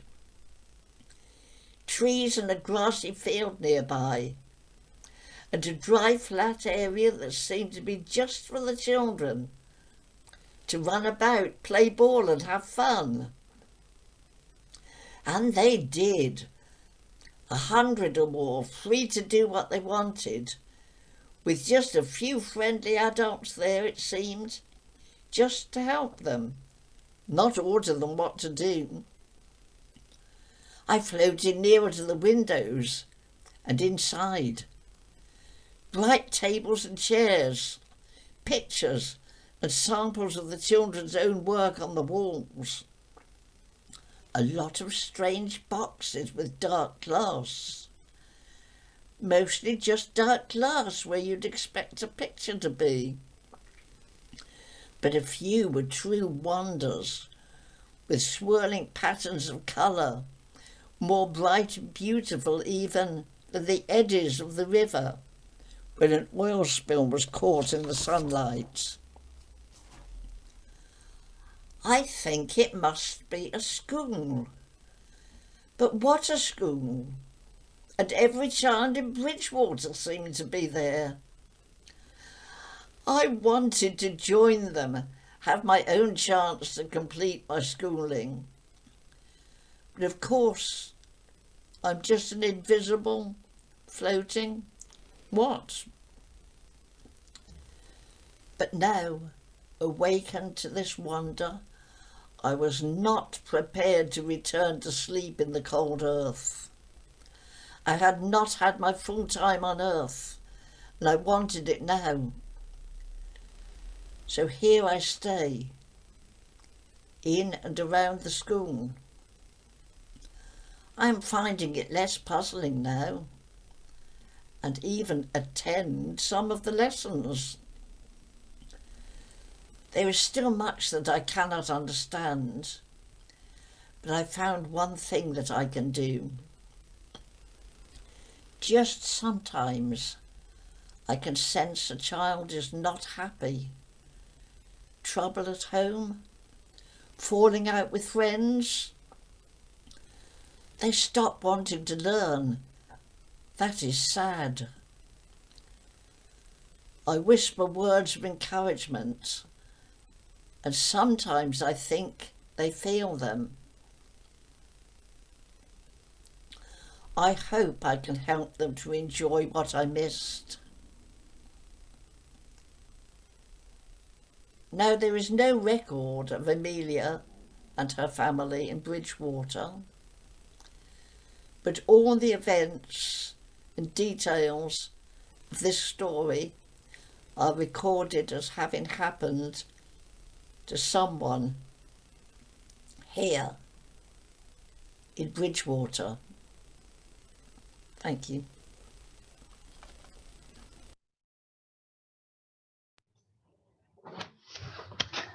Thank you indeed, Val, for giving a voice to the silent and for also reminding us of the harsh attitudes that prevailed then, and I think still do, towards poor and unfortunate people.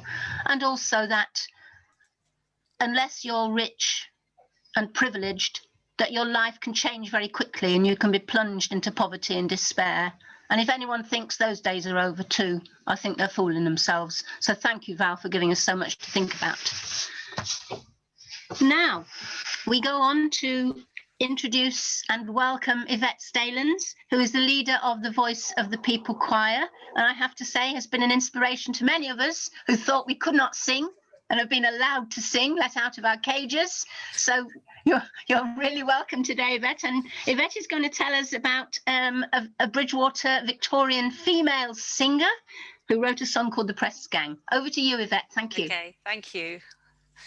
Hello, everybody. It's great to be here, and I'd like to thank Brian for organising this day, which has just been a complete pleasure so far. I've always been interested in the songs of the people, folk songs, if you will.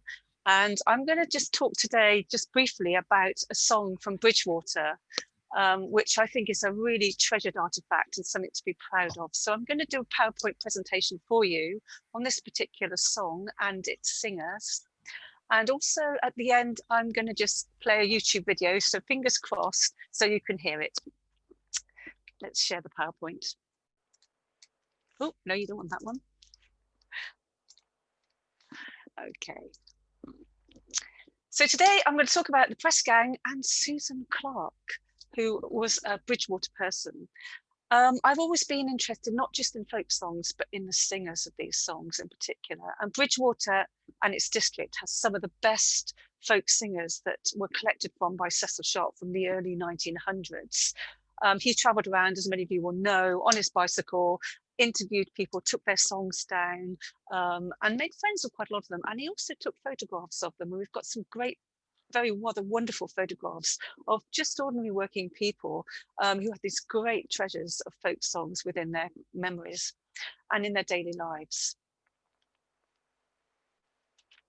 Now, one of these singers from Bridgwater was a man called Jack Barnard, and he had a song which was basically one of the best songs he sang. It's called The Press Gang.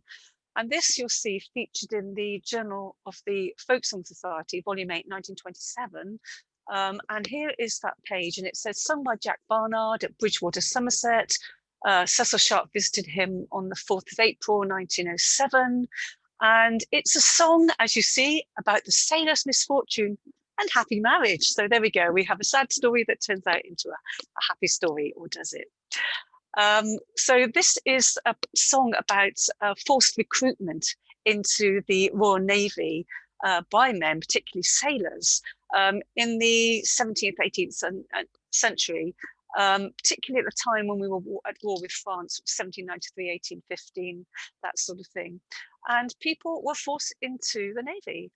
This song concerns a woman whose lover, this is what happens to him. And she's not having this. And she decides that she's going to do a bit of cross-dressing. I love this bit. Dress as a sailor, and then go and join the ship that he's on board, and stay with him, and eventually reveal herself, and everything is happy ever after. So that's the plot of The Press Gang. Now, what do we know about Jack Barnard of Bridgwater? Well, he doesn't appear in the census, and this was a bit of an issue for me and my fellow researcher Chris Bierman for a time, until we realised that this wasn't his real name, and that's a bit of a mystery, but we believe that he was John Barnett. And you'll see in the 1881 census, if you scroll down, I hope that you can see, we've got John here, son of a brickyard labourer, born in Bridgwater. He's 17 years old in the 1881 census. He's living with his 5 brothers in Holwell or Holswell Lane. And again, 1891, we pick him up again. He's 27 years old. And then 1901, just before Cecil Sharp visits him, his brothers have left. He's still living with his father. He's a stonebreaker. His father is a scavenger, which actually, I think in today's parlance, I mean, he's kind of a recycler, isn't he? Let's face it, this guy's on a very low income. He's trying to make whatever money he can in whichever way he can. So these people are on low incomes. Now, with this little asterisk here, because we know, and this is in the census. Yvette, can I interrupt you? You've got to actually share your PowerPoint from your screen. Am I not sharing? No. Oh, sorry, beg pardon. Okay. I need to do that, don't I? Sorry. I'm not sharing. Oh, how do I do that? Share screen. Here we go. I do beg your pardon, people. Share the screen. Share. Can you see that? Yes. Marvelous. Okay. So this is the census I was referring to, and we can see John here, brickyard labourer, and here again, as I mentioned, his father was a scavenger. He was a stone breaker. Now, we can see that I've done the last quiz here. In the census numerator, has mentioned that he's a cripple from the parish. Basically, he had no use of his legs from birth. So John Barnett was disabled, but he was able to get employment, which is quite interesting. Now, what did he look like? This is the man who sang the press gang to Cecil Sharp. We have a wonderful photograph, which I believe, in my view, is one of the best photographs that Cecil Sharp took of singers. This is Jack Barnard, or John Barnett, as we know him, sitting outside his home. I just love this photograph. It's superb.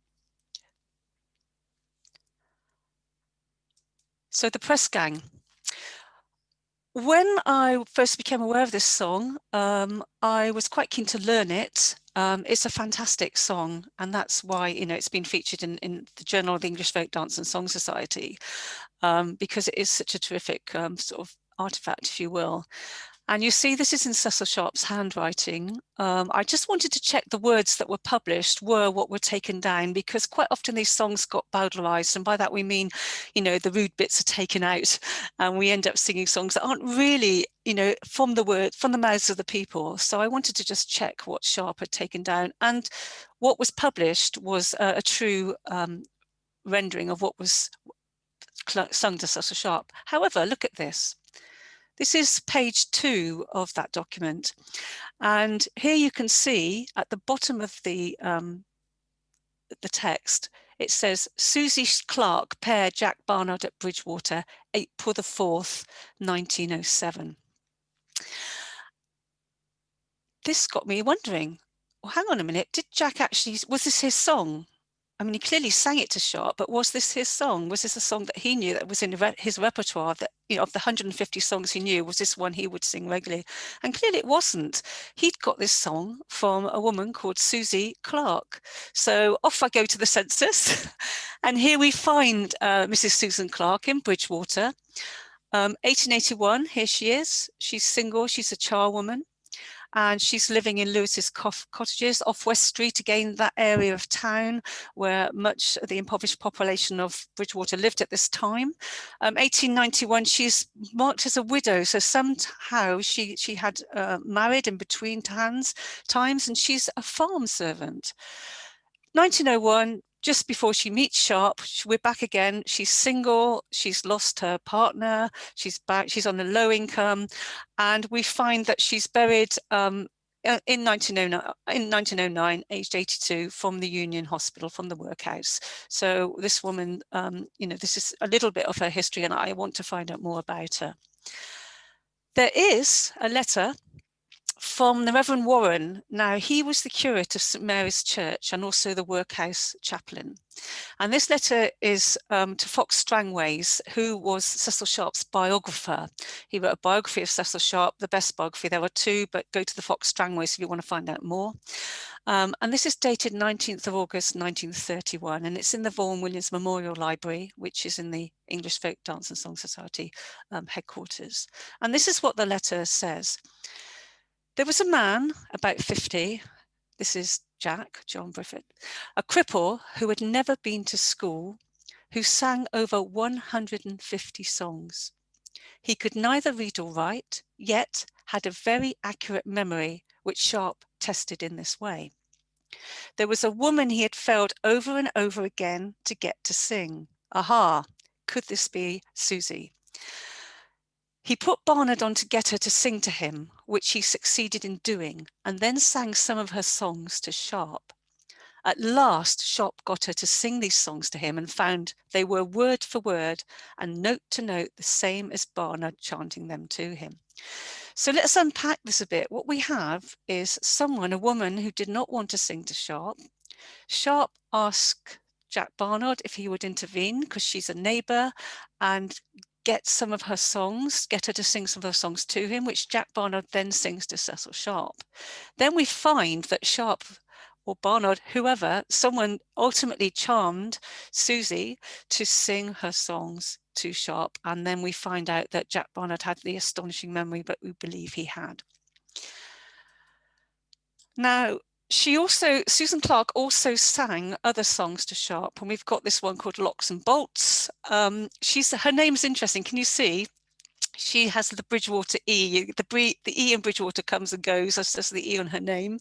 And this is a wonderful song. Interestingly, it's in 5/4 time, and those musicians amongst you would find this very interesting. And Sharp clearly, well, actually, it says the cuckoo under there. He's reusing the paper here, and he's scribbled it all out. But this is one of her songs that she sang to him on the day after he met Jack, April the 5th. This is when he got some songs from her.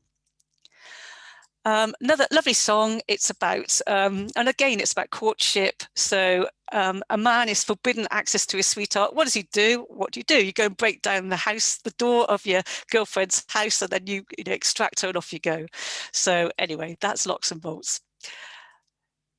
She also sang Cold Blows the Wind. Again, we don't have the words to this, but we have this beautiful tune. And had I a bit more time, I'd play it to you, but maybe that's for another day. So let's come to the press gang. This is originally a song which has appeared on numerous broadside ballads sheets. Now, these are sheets. A broadside is what printers used. It's a single piece of paper, and it was sold. These were sold on street corners. These are the precursors of the newspapers of the day, if you will. So you had, stories of hangings on these, and popular songs of the day, and these lyrics of songs and so forth. And so many have woodcuts. You can see here. And they would have been sold by peddlers, hawkers, street criers, chapmen, and most were within the just within the reach of working people. They perhaps halfpence or a penny, and they literally were the word on the street. And this song has transferred from this into the mouth of Susie Clark of Bridgwater to be collected by Cecil Sharp. So it's also gone elsewhere. There are other versions of this song. Susie's isn't the only version. Here's an example from Newfoundland, sung by Mr. Bennett Barnes at West Champneys in Newfoundland in 1929. These songs are, they travel with people. We carry our songs with us as we move. Okay, I think my time's up. And I'm sorry for the mix-up at the beginning about screen sharing, but I'm going to play you a video of the press gang, which I recorded with some friends. It's a wonderful song. I hope you enjoy it. Thank you for listening. Wish me luck with the technology. Okay, I believe I have to share my, how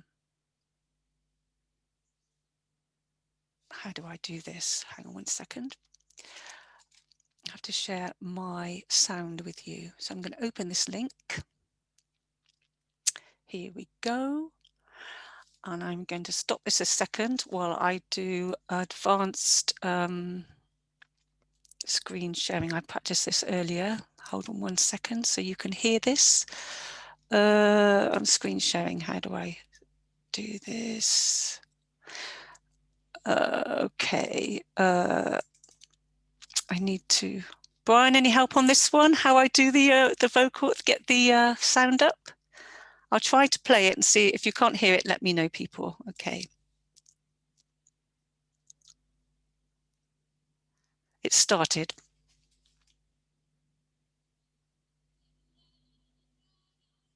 Can you hear anything?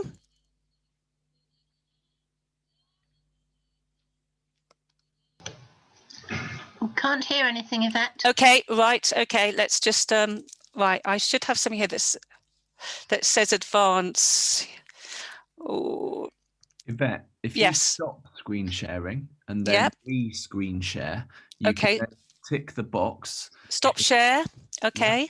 And then go to screen share again, and you'll get that message box, and you could where you choose what you're going to share. Right. Can you take me through it again?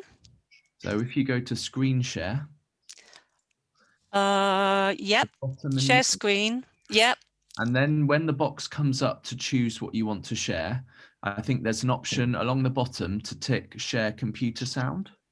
Okay. Okay, let's go. So I've put this up here. So If I was to cut and paste, sorry, the link to you, could you do it? Would you like me to play it from here? Yes, please. Okay. Thanks, Brian. You need to come out of screen share, Yvette. Okay. Done it. Okay.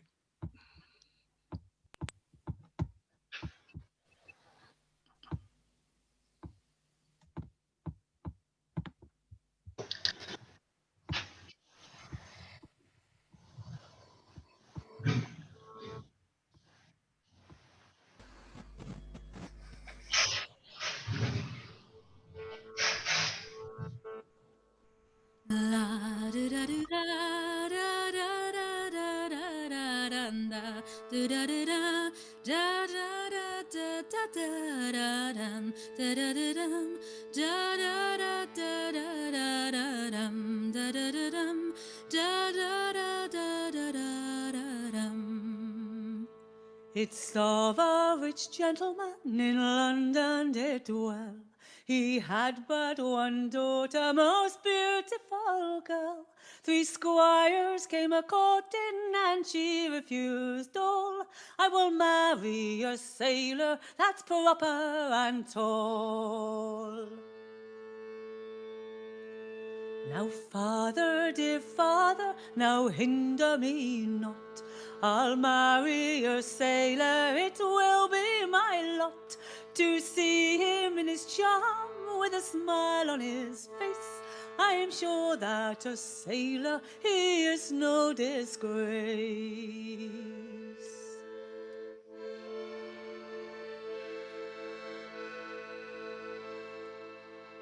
Well, they walked and they talked both nights and both day. They walked and they talked and fixed the wedding day. The old man overheard it, and these words he did say: he shan't marry my daughter, I'll press him to sea.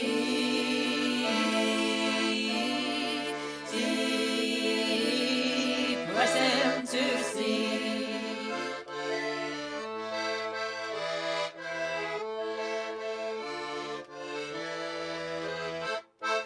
They was a-walking towards the church door. The press gang overtook him and from her him tore. They pressed this young fellow on the saucy. Instead of getting married, he sorrowed for she.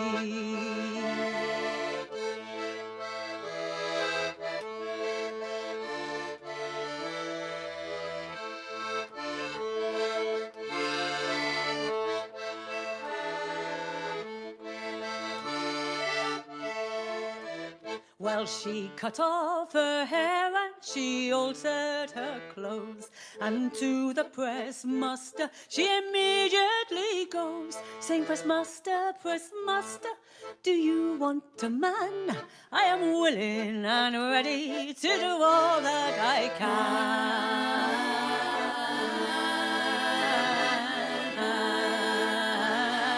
All that I can.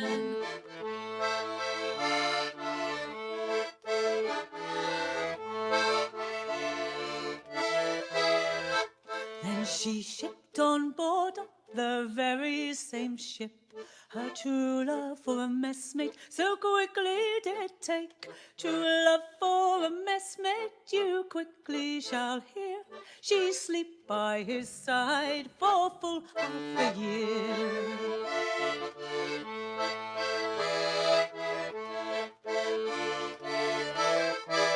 Now one morning, as these two arose, they got into discourse as they put on their clothes. Once I had a sweetheart in London lived she, but it's her cruel father that pressed me to sea.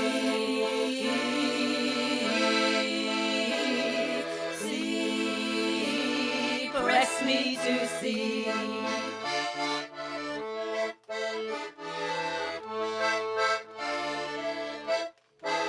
Well, she looked in in his face, and she looked him quite start, saying, now I believe you are my sweetheart, for now we'll get married before our ship's crew. We won't care for father or all he can do.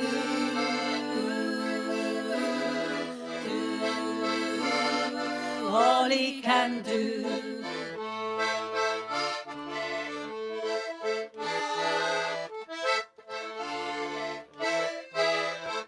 Well, it's of a rich gentleman in London did dwell. He had but one daughter, most beautiful girl. Three squires came a-courting, and she refused all. I will marry a sailor that's proper and tall.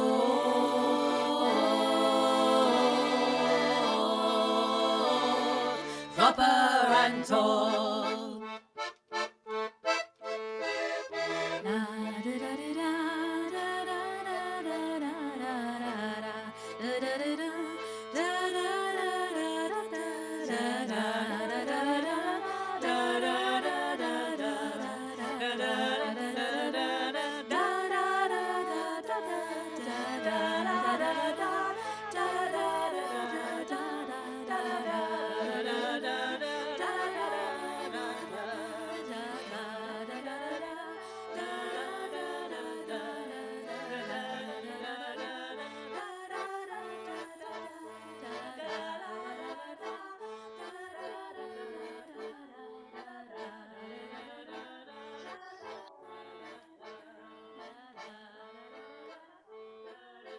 Thank you very much, Yvette. Thank you very much indeed. Sorry you had so many technical problems, but it was well worth the wait. We've had some powerful women on the event today, so that's wonderful. And now, with apologies, I'm going over to Steve Rogan to welcome him from our partner town, I suppose we can call it, in Bridgewater, Massachusetts. Welcome, Steve. I'm sorry you've had to wait a little, but we're really looking forward to hearing from you. Steve is the chair of the Historical Commission in Bridgewater, Massachusetts, and I think Bridgewater, Massachusetts is on the River Taunton, if I'm not mistaken, and is about 8 miles from the town of Taunton in Massachusetts. So that's kind of a very interesting way to start a partnership. So Steve, if you can, sorry, I'm looking at the screen now, Steve. So welcome, Steve, and over to you. Great, thank you. I'm honored to be part of this Bridgewater History Day. Thank you to Brian for inviting me. I know we've had many communications over this past year, and it's been great to make this connection between Bridgewater in Bridgewater in England and Bridgewater, Massachusetts. We've had basically the way that we started off was the way we first interacted with each other was after the death of George Floyd over here in the United States. Me as part of the Bridgewater Historical Commission, my job that I chose to do was to get Bridgewater history out to the residents of Bridgewater, Massachusetts. So I created a Facebook page, and I would post history of Bridgewater, Massachusetts on the page. And after the death of George Floyd, I looked at the history of African Americans in Bridgewater, and I found that there was a few items that were the first one I found was that we had a resident that was part of the 54th Regiment, which is the first Black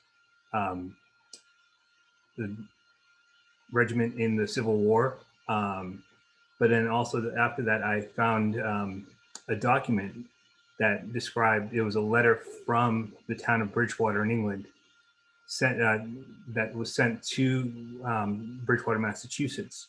And that letter was written from the town after they listened to Frederick Douglass speak in Bridgewater, England. about his the views of slavery in the United States. The residents of Bridgwater, England, felt so strongly about this that what they did was they sent a letter to the residents of Bridgewater, Massachusetts, stating their views on slavery, and the residents of Bridgewater, Massachusetts, a few months later responded back with a 32-foot long scroll stating their position. And what happened was this, when this got sent back and forth, it was sharing their view. And this is a very important document that they were sharing, that they had a very similar stance on the slavery. So I found this document, I shared it on my local Facebook page. It gained a lot of traction, and I then decided to share it with the Facebook page in Bridgewater, England, where it definitely gained a lot of traction. And I think that caught the eye of Brian, and it also caught the eye of BBC World Services, where this became a something that was spread throughout on BBC World Services. To sort of spread worldwide.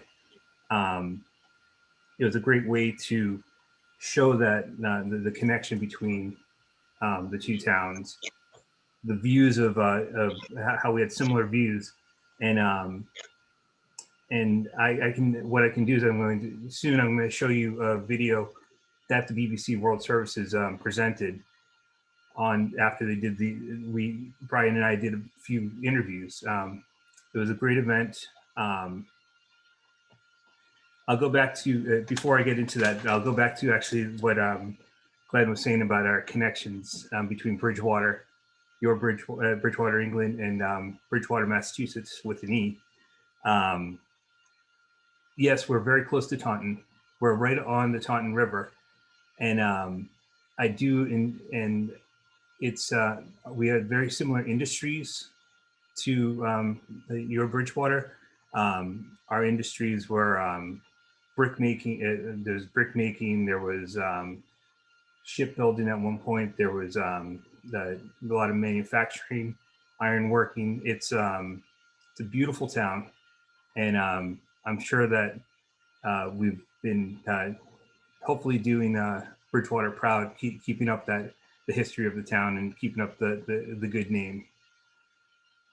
Okay, so what I'm going to do right now is I'm going to share that video. So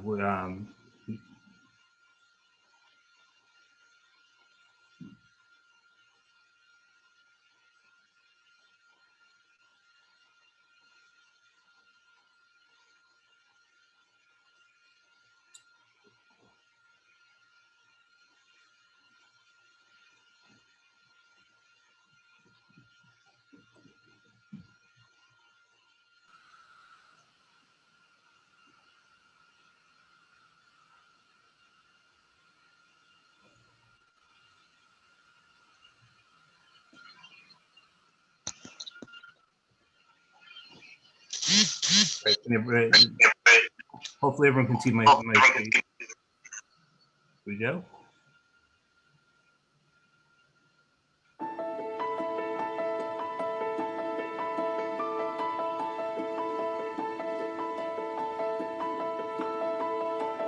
As we know the deadening influence of habit, we think it possible that some among you may acquiesce in an evil which they know not how to cure. You probably share our horror at a system by which millions of those whom God has made of one blood with ourselves are treated as mere chattels, the victims of lust and cruelty. Let this voice from the old world rouse you from your despondency. Bridgwater was the first town in Britain to petition against the slave trade in 1785, but also 100 years earlier, the Monmouth Rebellion, which Bridgewater people were very involved in. People who took part in that rebellion were sent as slaves to the Caribbean. When Frederick Douglass, an actual black American slave, came to speak in their midst, it clearly struck a compassionate chord. People of Bridgewater immediately all signed a letter to send to their descendants in Bridgewater, Massachusetts.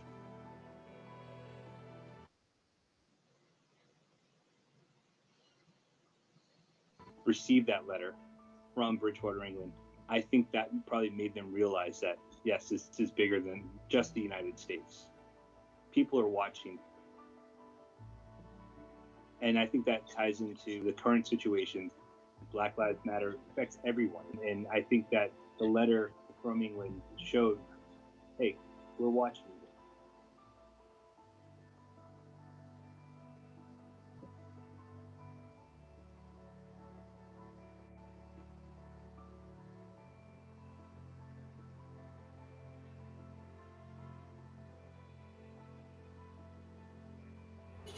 Black Lives Matter.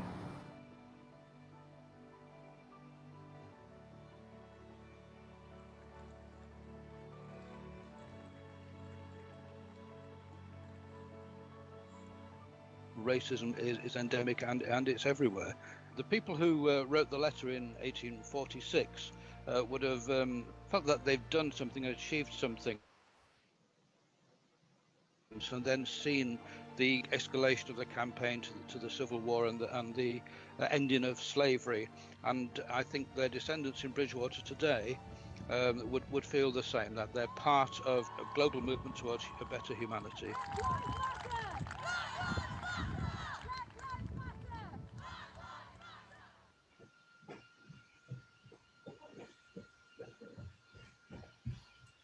So that was a hopefully everyone was able to see that in sequence.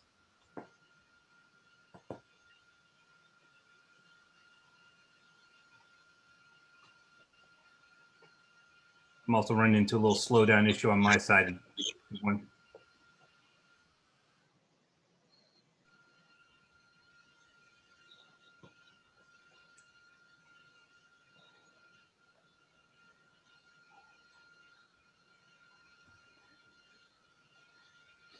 Brian, are you still able to see my screen right now? I apologize.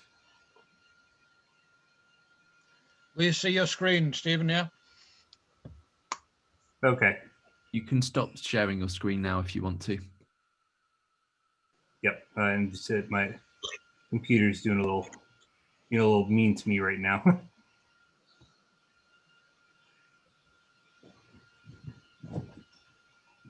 Okay. I'll continue with the screen share since it's not allowing me to unshare. What from this we've created a connection between the two towns, and we also after this we held an event called Bridgewater's Unite.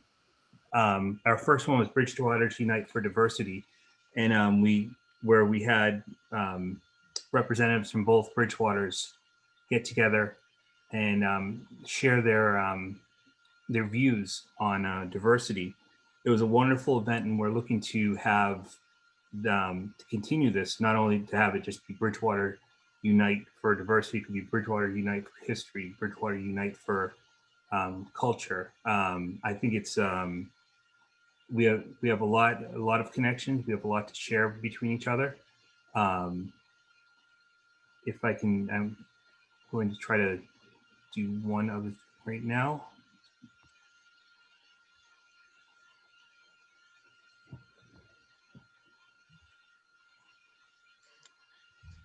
Okay.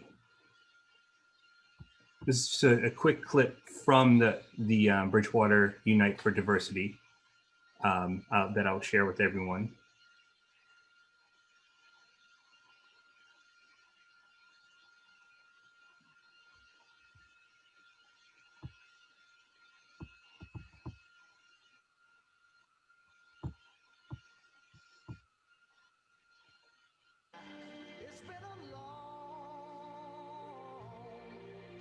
Long time coming, but I know a change gonna come. Oh, yes it will.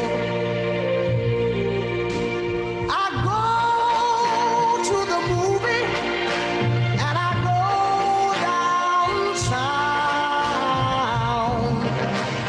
downtown. Somebody keep telling me don't hang around. It's been a long time coming, but I know a change gonna come. Oh, yes it will. Then I go to my brother and I say, brother, help me please.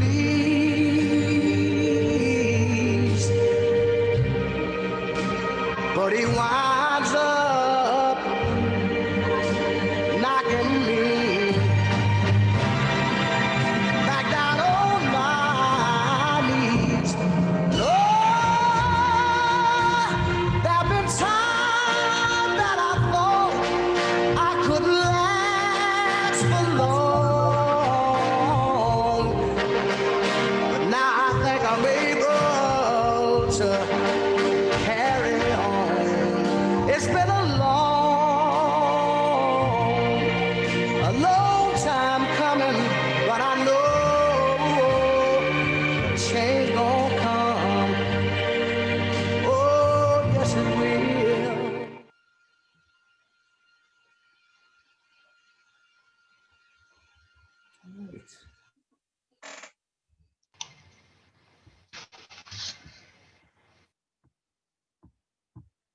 Okay, is that it?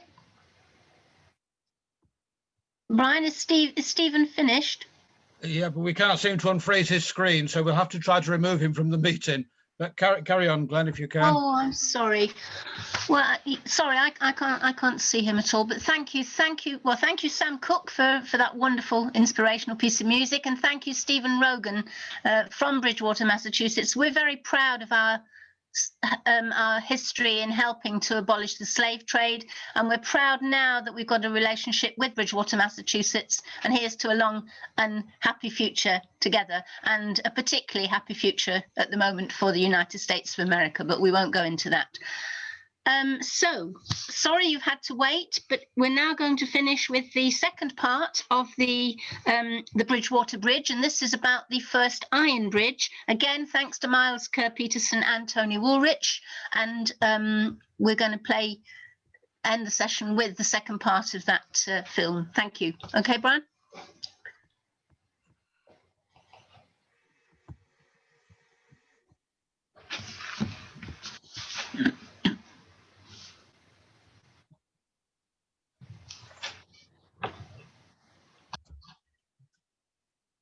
For this talk, we now turn to Bridgewater's Iron Bridge of 1794.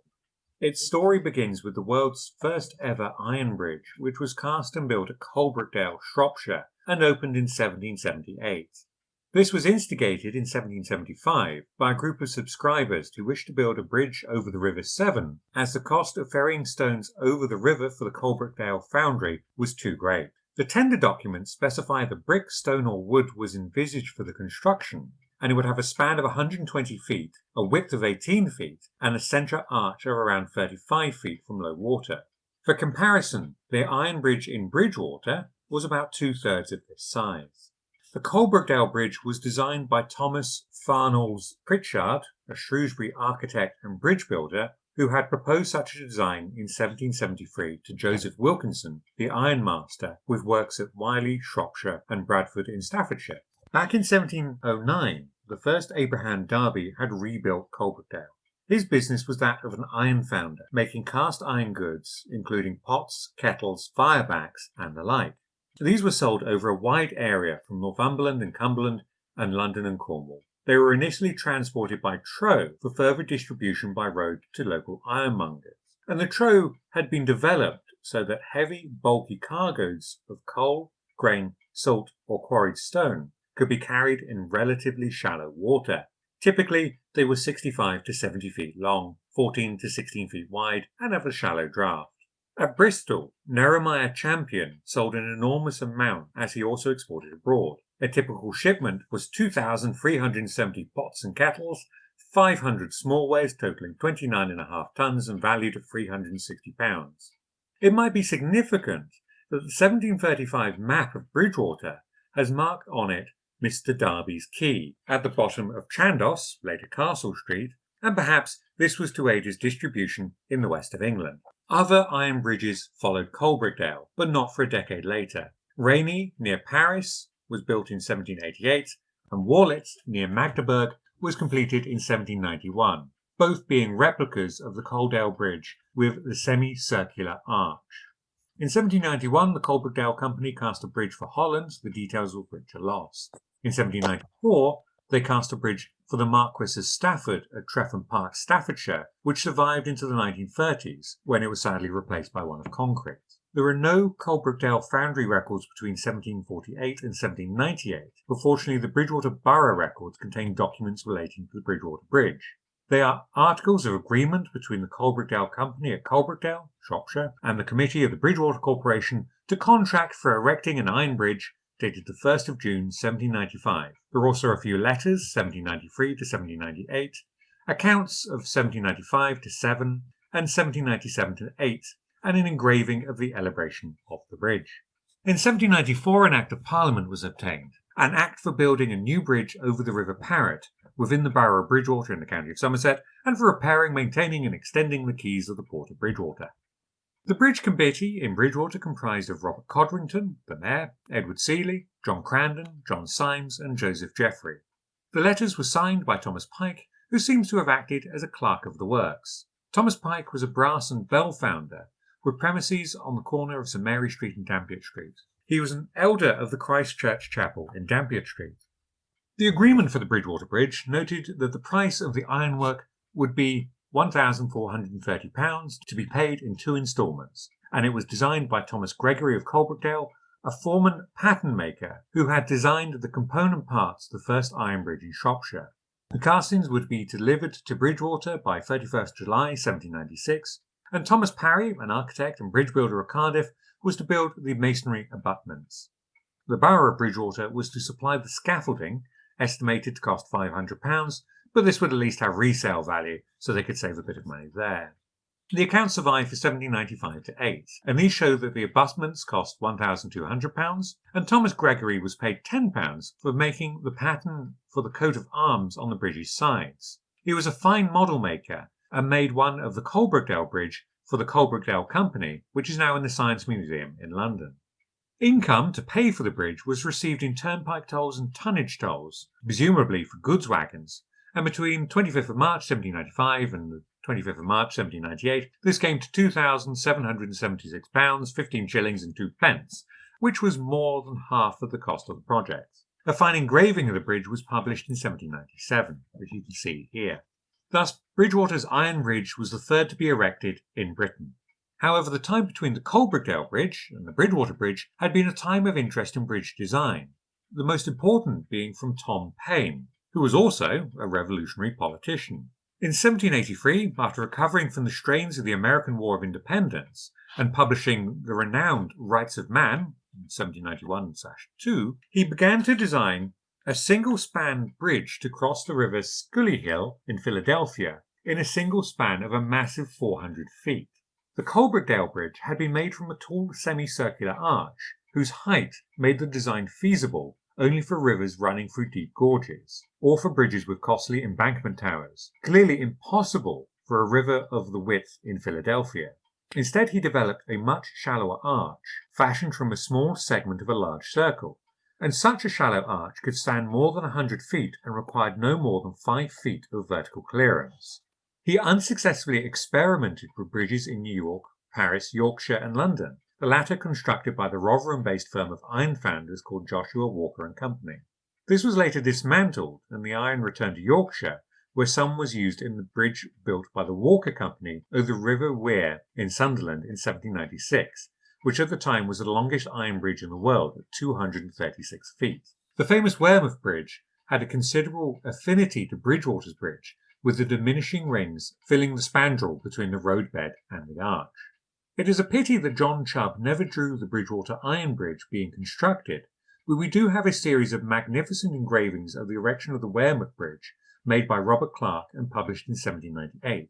This shows its enormous size, 3 times wider than Bridgwater, and high enough, 100 feet, for tall vessels to pass underneath. This second picture has a perspective of the abutments and the ribs. There were 6 ribs, but much deeper to cater for the stresses caused by the weight of the roadbed they supported. The ribs were open cast iron frames strapped together with wrought iron bands and later connected with cast iron tubes. There is also an elevation of the scaffolding support. The third picture shows the view through the bridge and the scaffolding support. No doubt something similar was done at Bridgwater. Contrary to the Weymouth Bridge, which was built up from separate parts, the Bridgwater Bridge ribs, spandrel and diminishing rings appear to have been cast entirely as one piece, each in 2 halves, and simply hoisted into position to be joined in the middle. Iron bridges began to appear all over the country from here on, but that's another story. Between 1811 and 1881, there was a threefold increase in Bridgwater's population living on either side of the river, linked by a single bridge of only 24 feet wide, as well as an increase in transportation caused by the town's economic growth. These are discussed in more details in articles on the museum's research website about the bridge and communications, and you can see more there. Not much is known about the bridge at this time, other than that it did its job linking the 2 halves of the town. Various photographs show it from around 1860. The newspapers reported an accident in 1871 when the steam tug Victor, whilst taking in tow the schooner Champion, backed against the iron bridge and broke off a large proportion of the outside girders, bearing the words Cast Anno Domini 1795. Regulations had to be issued to the effect that wagons were only to go over the bridge at walking pace, and that no wagon was to go over it having a load exceeding 2 tons, while the repairs were carried out.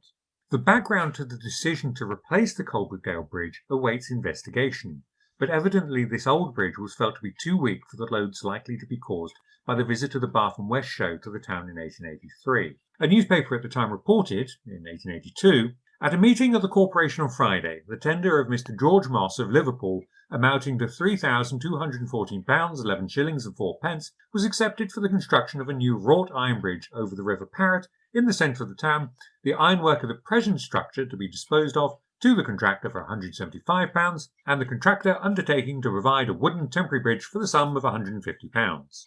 In the following year, we have a newspaper report, 1883, opening of the new bridge.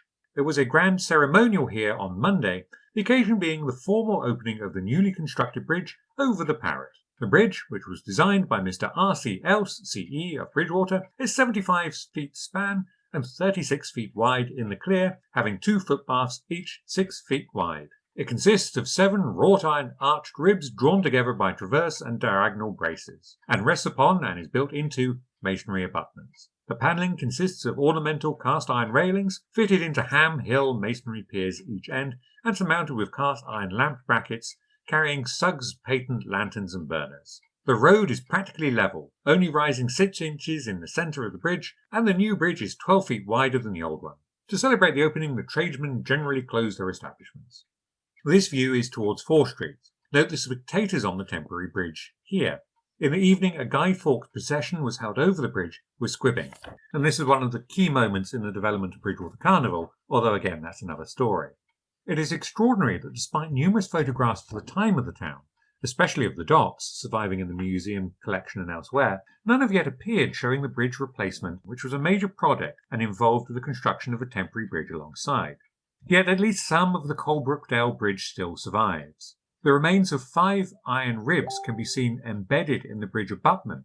The 2 cast iron town coat of arms survive, one being on the balcony of the Royal Clarence Hotel building, the other being held at the Blake Museum. The silver cup awarded to the Bridge Committee is in the museum collection.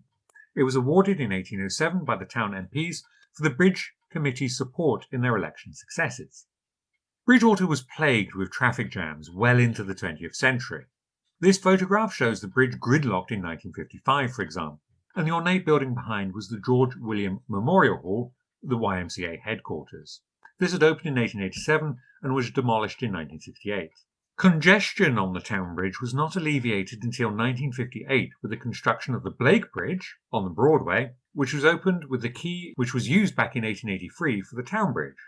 This plaque recording the event, however, sadly went missing after recent road widening work, and it would be nice if it was replaced. The Blake Bridge was followed by the Chandos Bridge in 1988 and the Drove Bridge in 2002, and the Squibbers Way on the outskirts of town in 2019. So thank you very much for listening. On behalf of the Bridgwater Heritage Group, we hope you've enjoyed these 2 talks exploring the history of Bridgwater's bridges over almost 1,000 years now. Thank you. And thank you very much. Thanks both of you, Miles and Tony, for we started with a bridge and we've ended with a bridge, and you have proved that you cannot understand Bridgwater unless you know its bridges, and they were wonderful films. Thank you very much. We are coming to the end, folks, of what has been another fascinating romp through Bridgwater's past. Sorry about the technical difficulties, but personally it just makes me long even more for the time when we can meet in reality and for this all to be over.